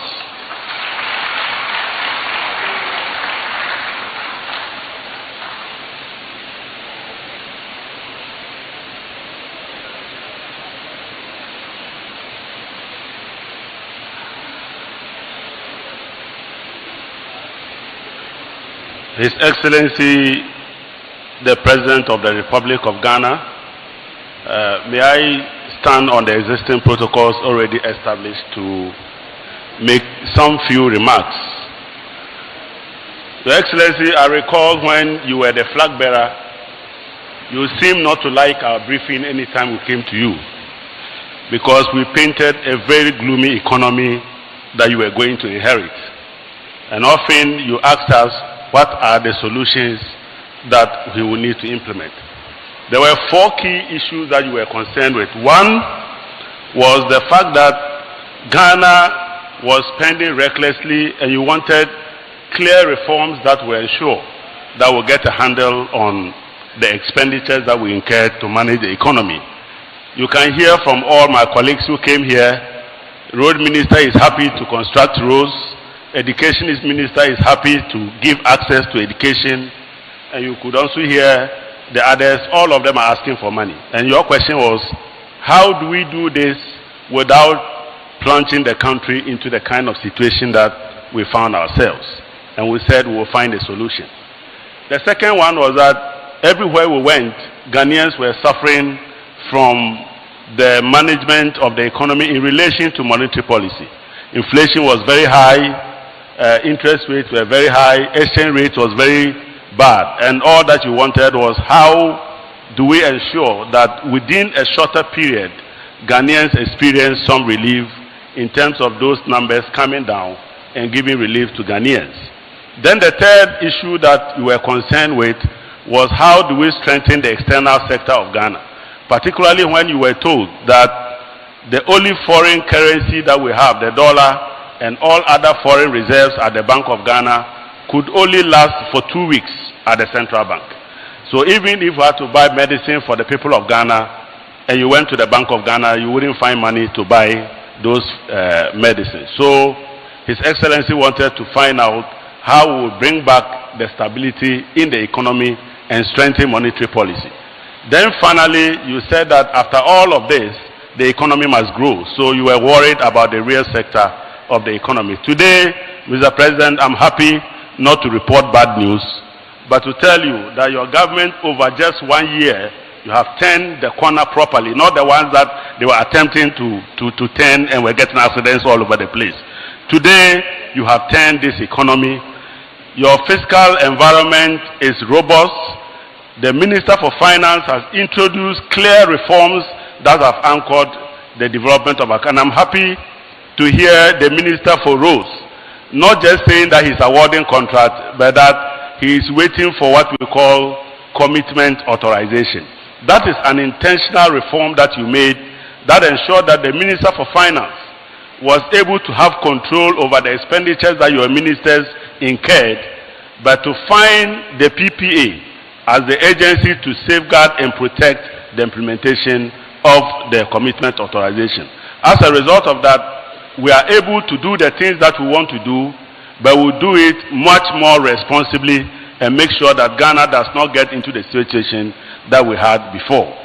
Then secondly, within 1 year, your governor of the central bank, together with his board, worked assiduously to bring down inflation. I heard Honorable Eric Opoku mentioning that inflation is now 4.6. In fact, Mr. President, the challenge we are now getting is that people are saying that the inflation is just too low. They are not used to 4.6%. So it looks as if we are rather disrupting them because they are used to 40%, 50%. But of course, over time, we will learn to live with stable prices over a period of time. And that will assist our businessmen to plan and to assist our households to manage their incomes properly. Then we also are able to bring down interest rates. Today, interest rates are no more at the levels that they were before. So businesses can borrow at reasonable cost and expand the economy. Then the concern that you had about the real sector has been addressed. Today, your economy grew by over 6% last year. But what is important is that this growth was broad-based. In fact, Honorable Eric Opoku's sector grew by almost 7.9%. It had never been heard for a very long time that agriculture was doing so well. Even fisheries, that was growing at a negative rate, improved in 2025. Manufacturing, and if you recall in the past, government never mentioned manufacturing growth. They will mention industrial growth. Industrial growth is not just manufacturing. It includes mining, it includes oil sector production, and so they put all of that together so that they can hide the non-growth of the manufacturing sector. But under you, manufacturing has grown by 7% in just 1 year. That is a remarkable achievement. But even more importantly, you are able to do this without borrowing from the external market, but you are able to do that from the resources that are generated by the people of Ghana. Because, Mr. President, one of the briefs that you gave to your Minister for Finance is that he must make sure that whilst he deals with the problem of expenditure, he must also solve the problem of revenue. He must grow the revenue so that we can be able to develop our country without looking for external resources. And so some reforms have been taking place to ensure that we grow the revenue base. Today, for the first time in many years, the customs sector recorded outperformed the revenue target that was set for customs. It has never happened in about 7-8 years, but your government did it in 1 year. And that is because you allowed the introduction of the Republican, which is an AI system that allows the government to control under-invoicing and over-invoicing to be able to rake in the appropriate revenue that we need to grow our country. But at the moment, our biggest problem is the VAT sector. And I'm happy to announce that your minister has instituted a bipartisan committee to advise him on the implementation of what we call the fiscal point of sale device, which is an electronic system that will monitor and ensure that when people buy goods and services and they pay the VAT actually gets to the government and GRA gets the benefit of those resources. And that advisory committee he set up includes the leadership of the finance committee, which also includes the opposition under committee, the leadership of the budget committee, and chaired by his deputy minister, Honorable Ampim Nyako, and oversighted by he himself. And it includes the technical team of the GRA. Mr. President, it is very clear that you are not only developing the country, but you are doing that so responsibly, and to ensure that we don't go back to the days when Ghana went into debt distress. You recall that before we came to power, we told you that you could not go out there and borrow, because when Ghana was going to the last IMF program, a major benchmark for IMF is that IMF does not lend into an unsustainable situation. And so before they come and give you an IMF program, they have to assess your debt levels and come to a conclusion that your debt levels are sustainable. Unfortunately, for the first time, Ghana's debt was assessed not to be sustainable. And therefore, we could not qualify for an IMF program for the first time. And therefore, we had to come back, sit down with our creditors, and find a very sharp scissors to undertake a surgical operation that was to remove the tumor that was eating into the finances of Ghana. And you all experienced it, that the finance minister had one of the biggest scissors cutting everywhere, and we used to call it the haircut, isn't it? The pensioners got their own, those who borrowed from government also had their own. Today, you don't want Ghana to go through that painful experience again, and your finance minister, apart from doing all of this, is putting aside money to ensure that when our debt mature, we are able to pay. Only last month, we were able to settle $700 million of debt owed to our external partners that our previous government borrowed and couldn't pay. As we speak now, the minister must find 10 billion next month in October to pay the domestic exchange program debt bondholders whose maturities are falling due. Mr. President, anytime they tell you that you should complete Agenda 111, tell them you are completing their other Agenda 111. The debt they left for us that we need to pay in the next 2 years amount to 111 billion Ghana cedis. That is Agenda 111 you are working with. And when you finish dealing with that Agenda 111, we will come back to Honorable Akando's 111 and we'll be comfortable to deal with it. Mr. President, thank you very much. Thank you very much, Honorable Adongo, for that presentation. Yesterday, there was a short but impressive ceremony at Zwarungu around the free primary health care program. But for those of you who still are unclear what the program is about, and those of you who are concerned about recruitment into the health sector and other issues relating to the provision of health for the people of Ghana, let me welcome the Honorable Kwabnaminta Akando, who will shed light on this and other matters. Thank you very much.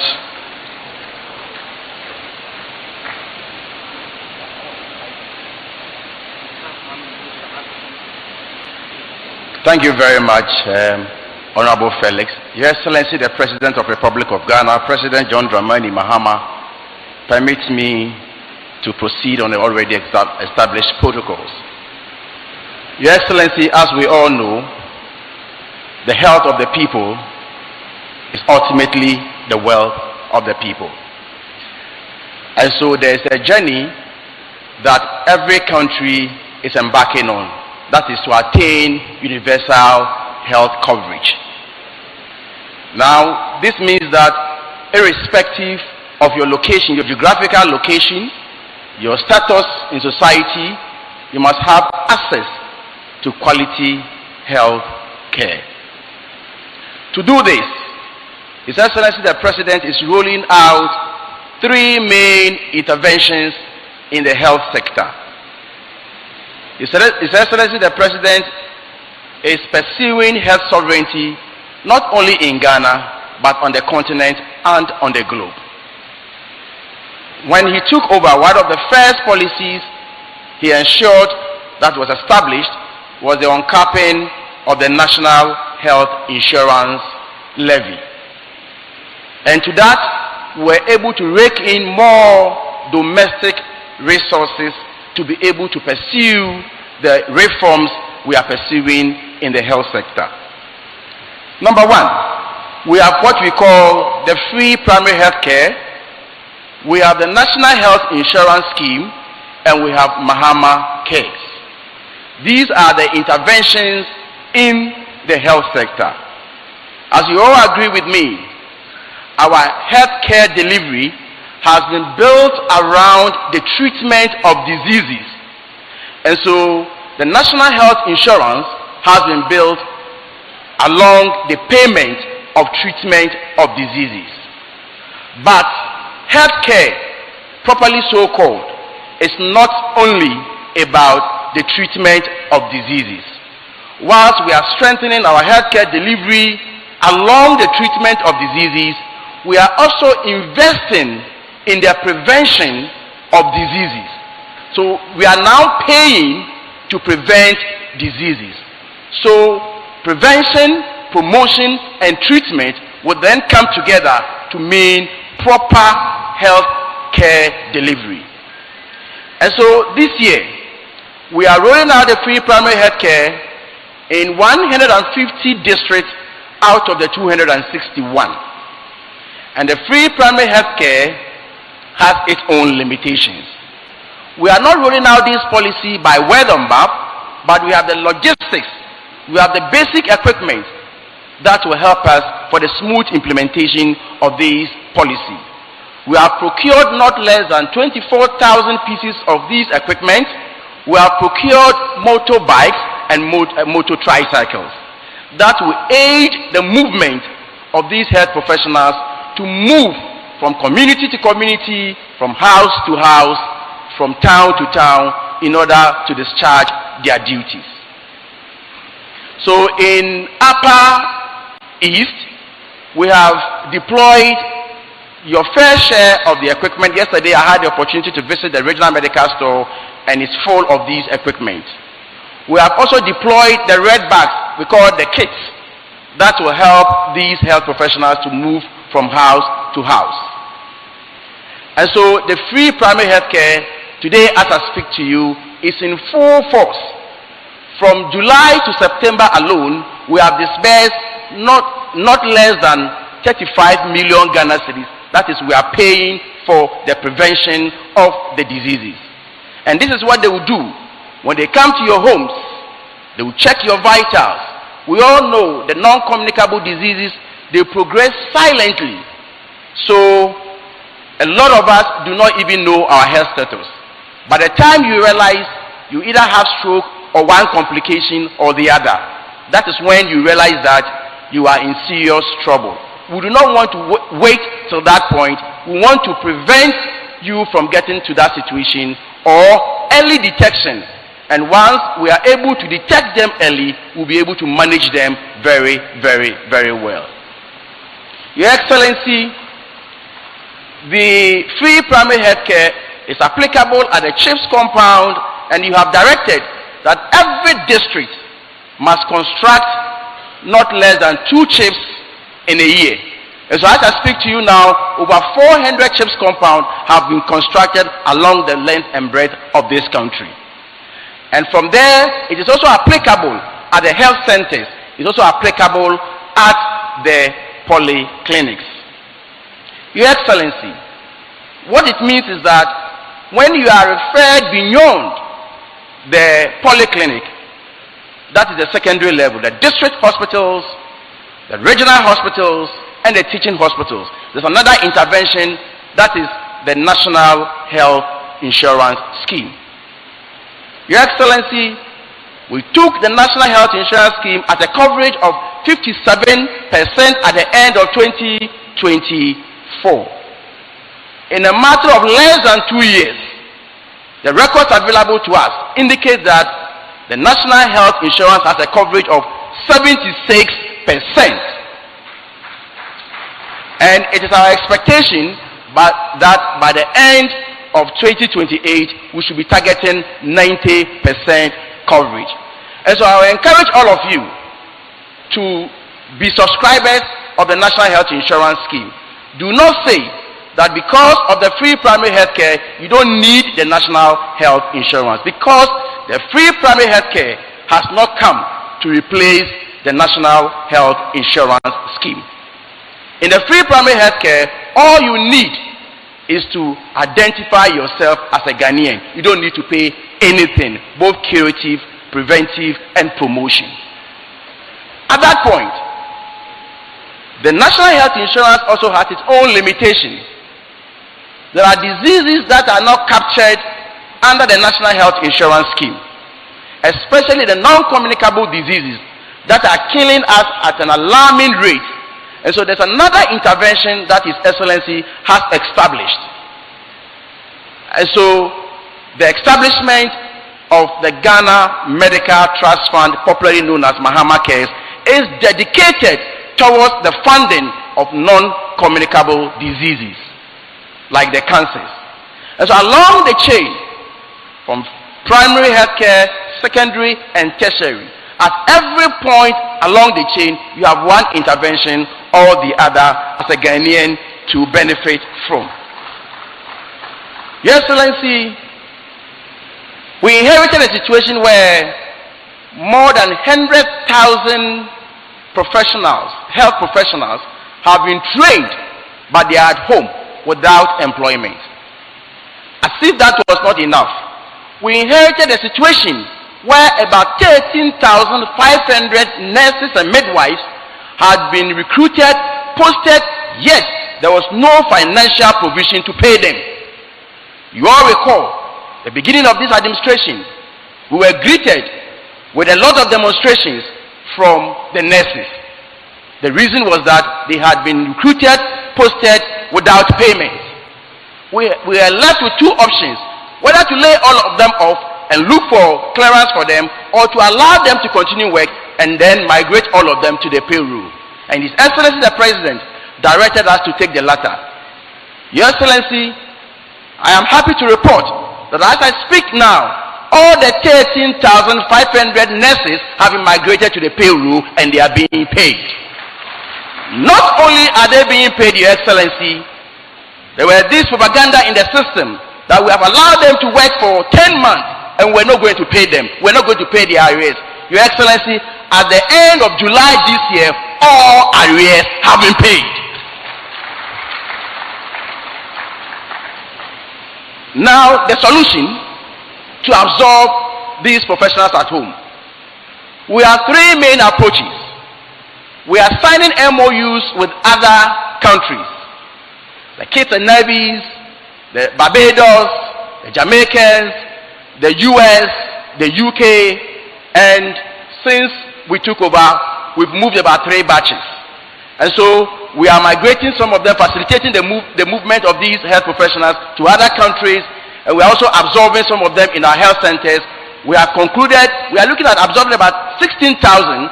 We have concluded recruitment on 8,000, and going forward we are going to do additional 8,000 of them. Your Excellency, I can see Honorable Felix on his feet. Your Excellency, as I speak to you now, out of the 10 regional hospitals we have in this country, the NDC constructed 9 out of the 10 regional hospitals. And as I speak to you now, we have 6 regions without regional hospitals. In the 2026 budget, allocation has been made to commence the construction of regional hospitals in 3 regions: the Savannah, Western North, and OT. And in 2027, the additional 3 will also be constructed. Agenda 111, lastly. Your Excellency, unlike your first term in office, almost all the projects you left behind, we had dedicated sources of funding. Talk about the Aerojet, talk about the NMS project.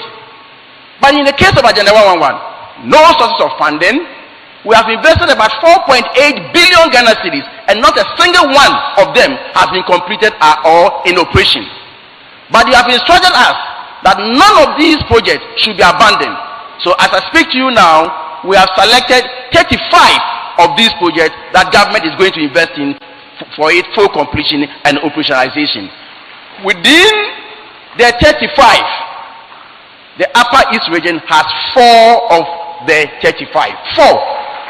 So it means that you have more than other regions, because we have 16 regions. So if we are even sharing, it will not be more than 2 per region. But then you have 4 of these facilities. So Your Excellency, again, one very important thing, there is an instrument or equipment which is very vital in fighting non-communicable diseases, cath lab, or we call it cardiology centers.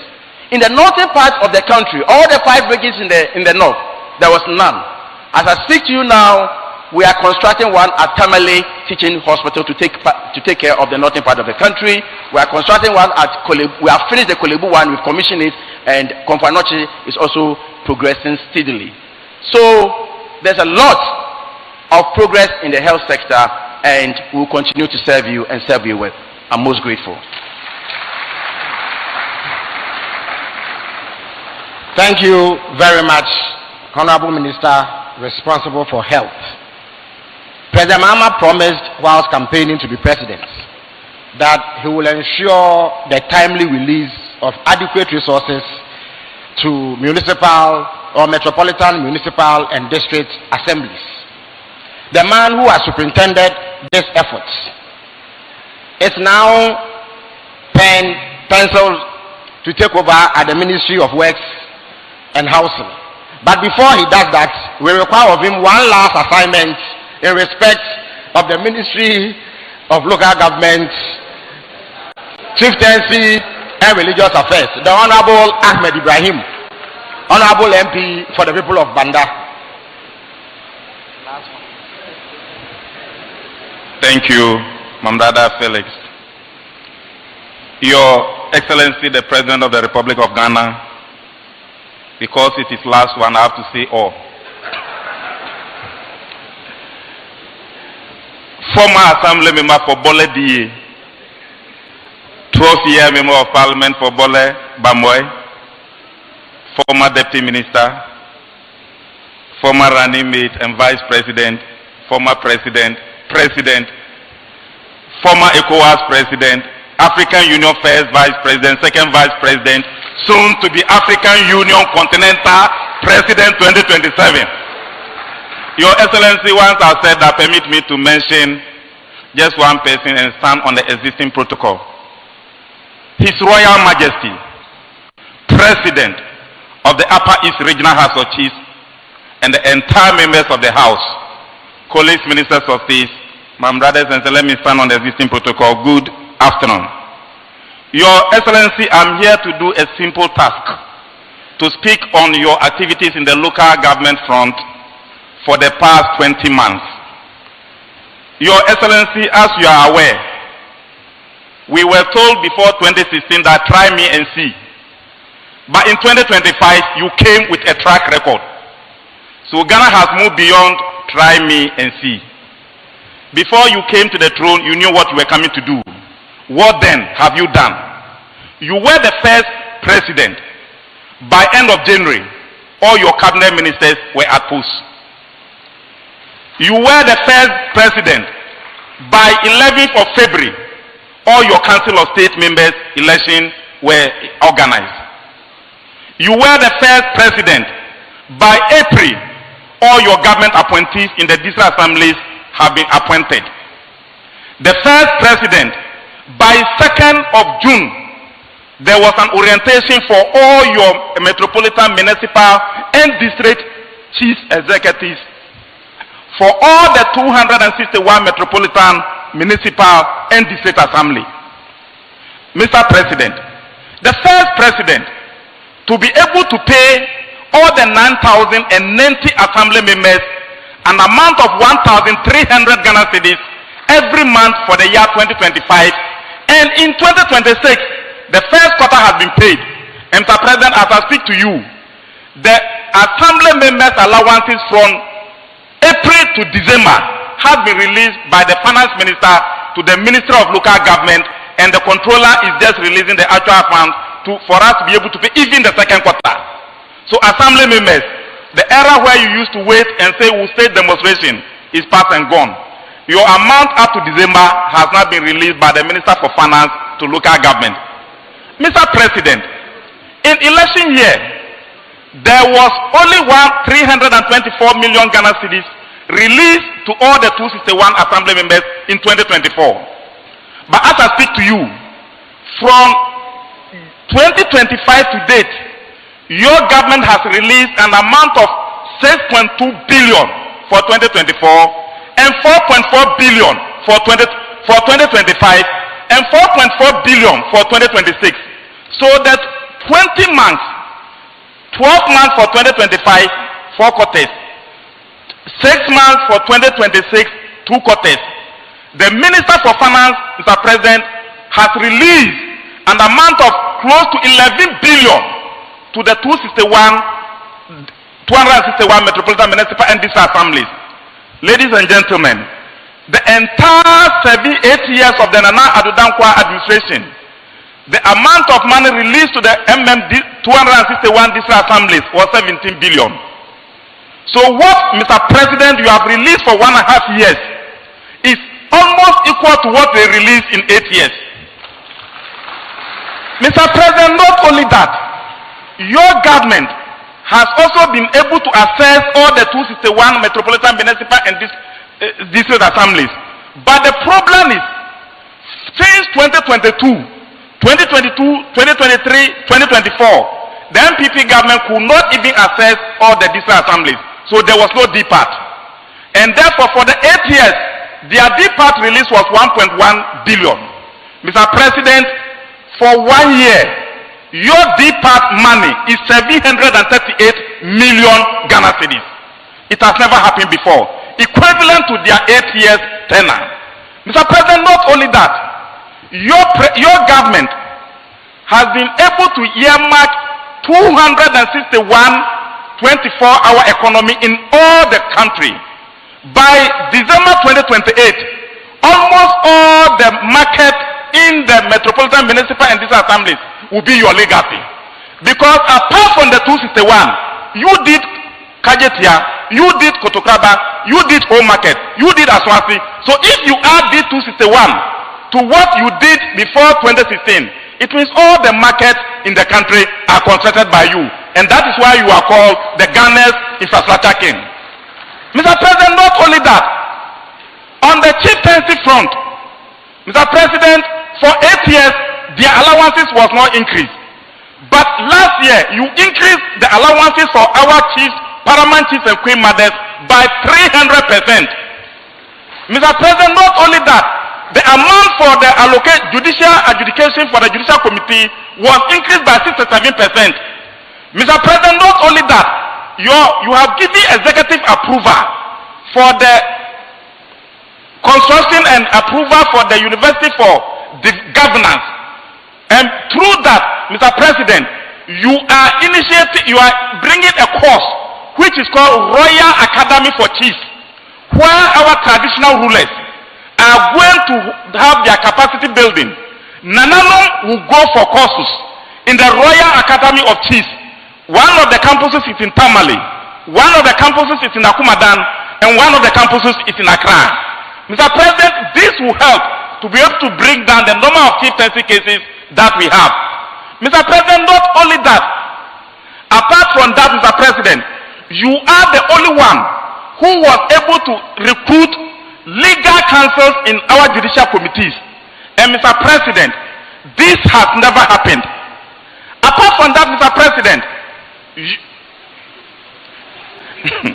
apart from that, Mr. President, you are the only president who has been able to, within this short period of time, you've given approval for the review of the Local Governance Act 936, and not only that, the University for Governance Studies, not only that, another law that, Mr. President, we are reviewing is the Land Use and Spatial Planning Law, which used to be called Town and Country Planning Act.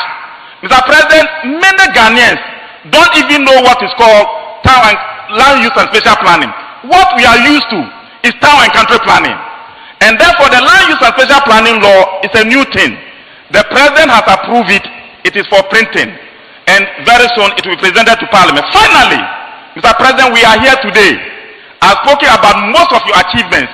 The Upper East region is a region where we used to score 15/15. Mr. President, because of that, the region, the MMDCs in the Upper East region were punished because of NDC. In 2024, when the new Patriotic Party government was buying cars for MMDCs, they refused to give some of the cars to the Upper East region DCs. They refused to give to Upper West region. They refused to give to Volta region. They refused to give to Oti region. They refused to give to Savannah region. They refused to give to about the regions that were desperate NDCs were not given. That because of that, Mr. President, most of your MMDCs go to offices on motorbikes. And our colleagues, my respected MMDCs, Mr. President has approved by next year, all the 261 metropolitan, municipal, and district assemblies will receive one SUV and one pickup. So the era where you used to ride to your offices by motorbike will be a thing of the past. And this one, Mr. President is not only buying for the NDC strongholds, unlike what the MPP did. Mr. President is buying for all the 261. When you get yours, Mr. President, the honorable assembly members, the small honorables, are also crying for their motorbikes.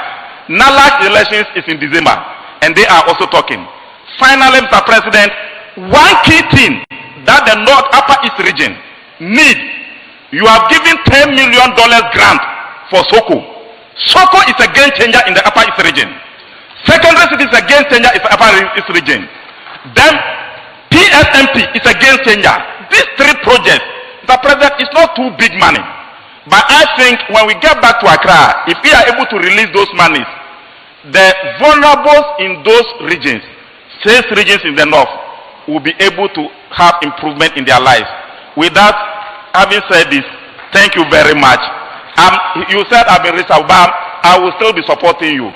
So, Mr. President, I'm ever ready to give support. Thank you very much. Thank you very much.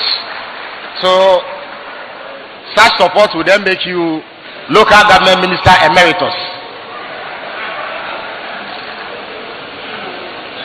Your Excellency the President, sector ministers have taken the time to explain exactly what they are doing in furtherance of your vision for the development of Ghana. It is now time for our revered traditional rulers to say a word or two. And to do that on behalf of the Upper East Regional House of Chiefs, I have the pleasure of inviting the Chianapio, P. Ayagetam III. Please speak. Yeah. No? Oh, stand there.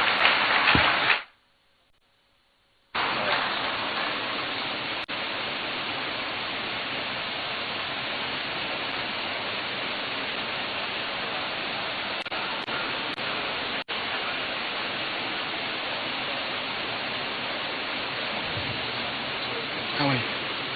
It's okay. It's fine. It can be.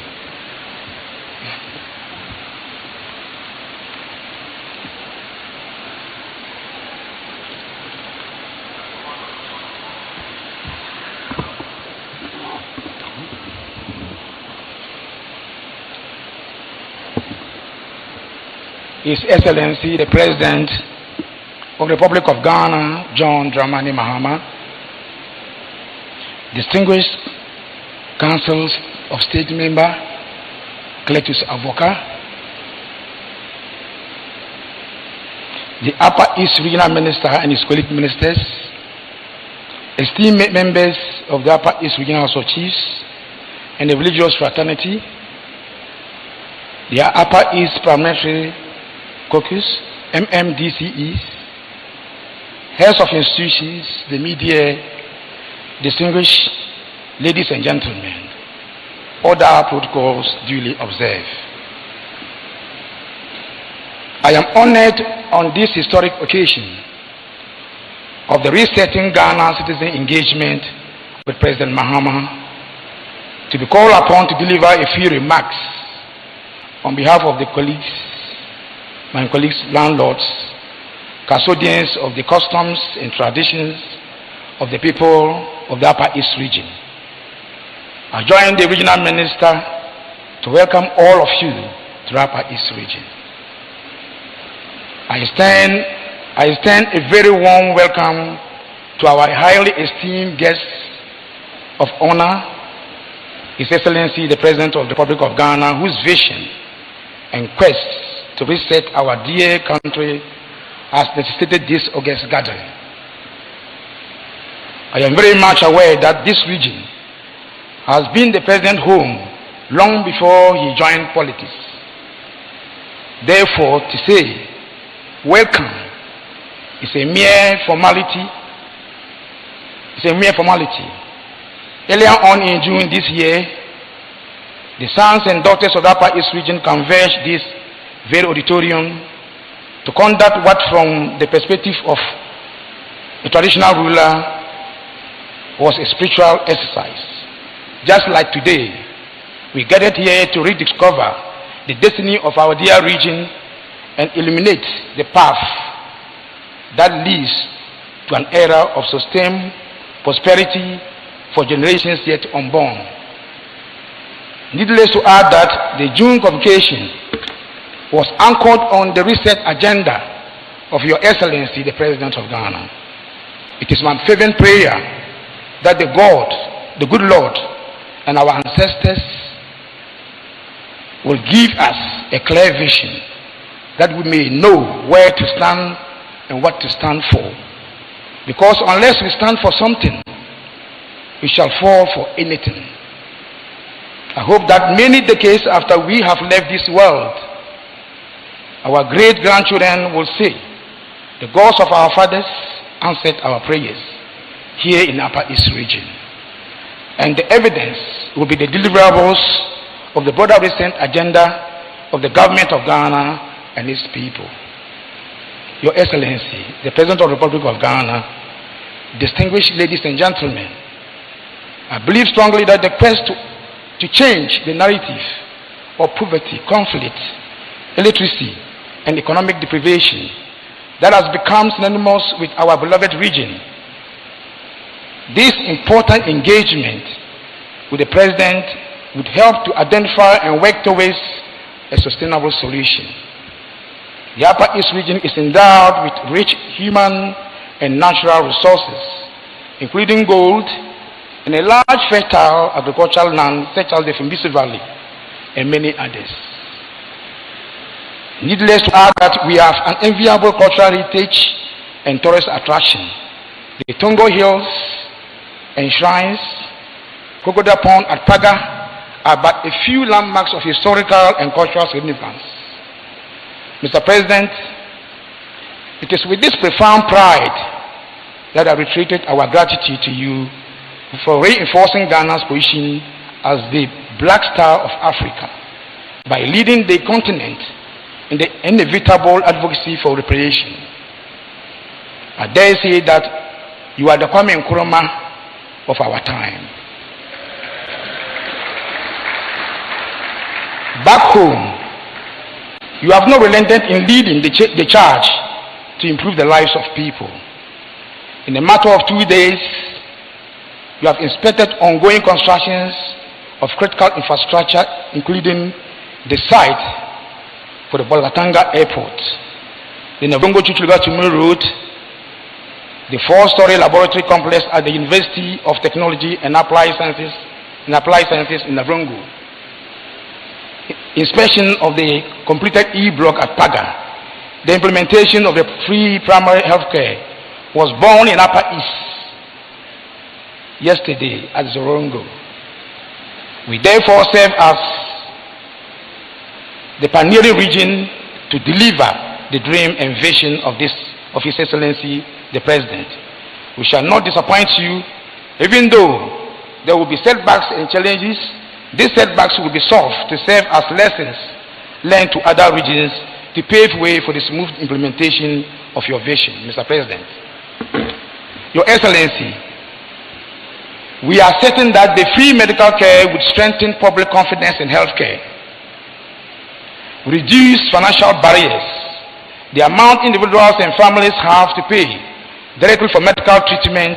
It will also support vulnerable groups and ultimately promote universal health coverage. We are internally grateful for these interventions. Your Excellency, the President of Ghana, distinguished ladies and gentlemen, there is a lot to be said, but time is not an ally. Therefore, permit me to end here on a note of immense gratitude to you and your hard-working team. Our son and representative of the President, the regional minister, my colleague traditional leaders, ministers of state, and all herein gathered for contributing in diverse ways to make this memorable occasion worthwhile. Let us not wait for change to come to us. Let us be the change we want to see together. With commitment and determination, we can turn our challenges into opportunities and build a better future for our region and our country. Thank you for your audience, and may we go forward with purpose, and may God Almighty bless our efforts. Thank you.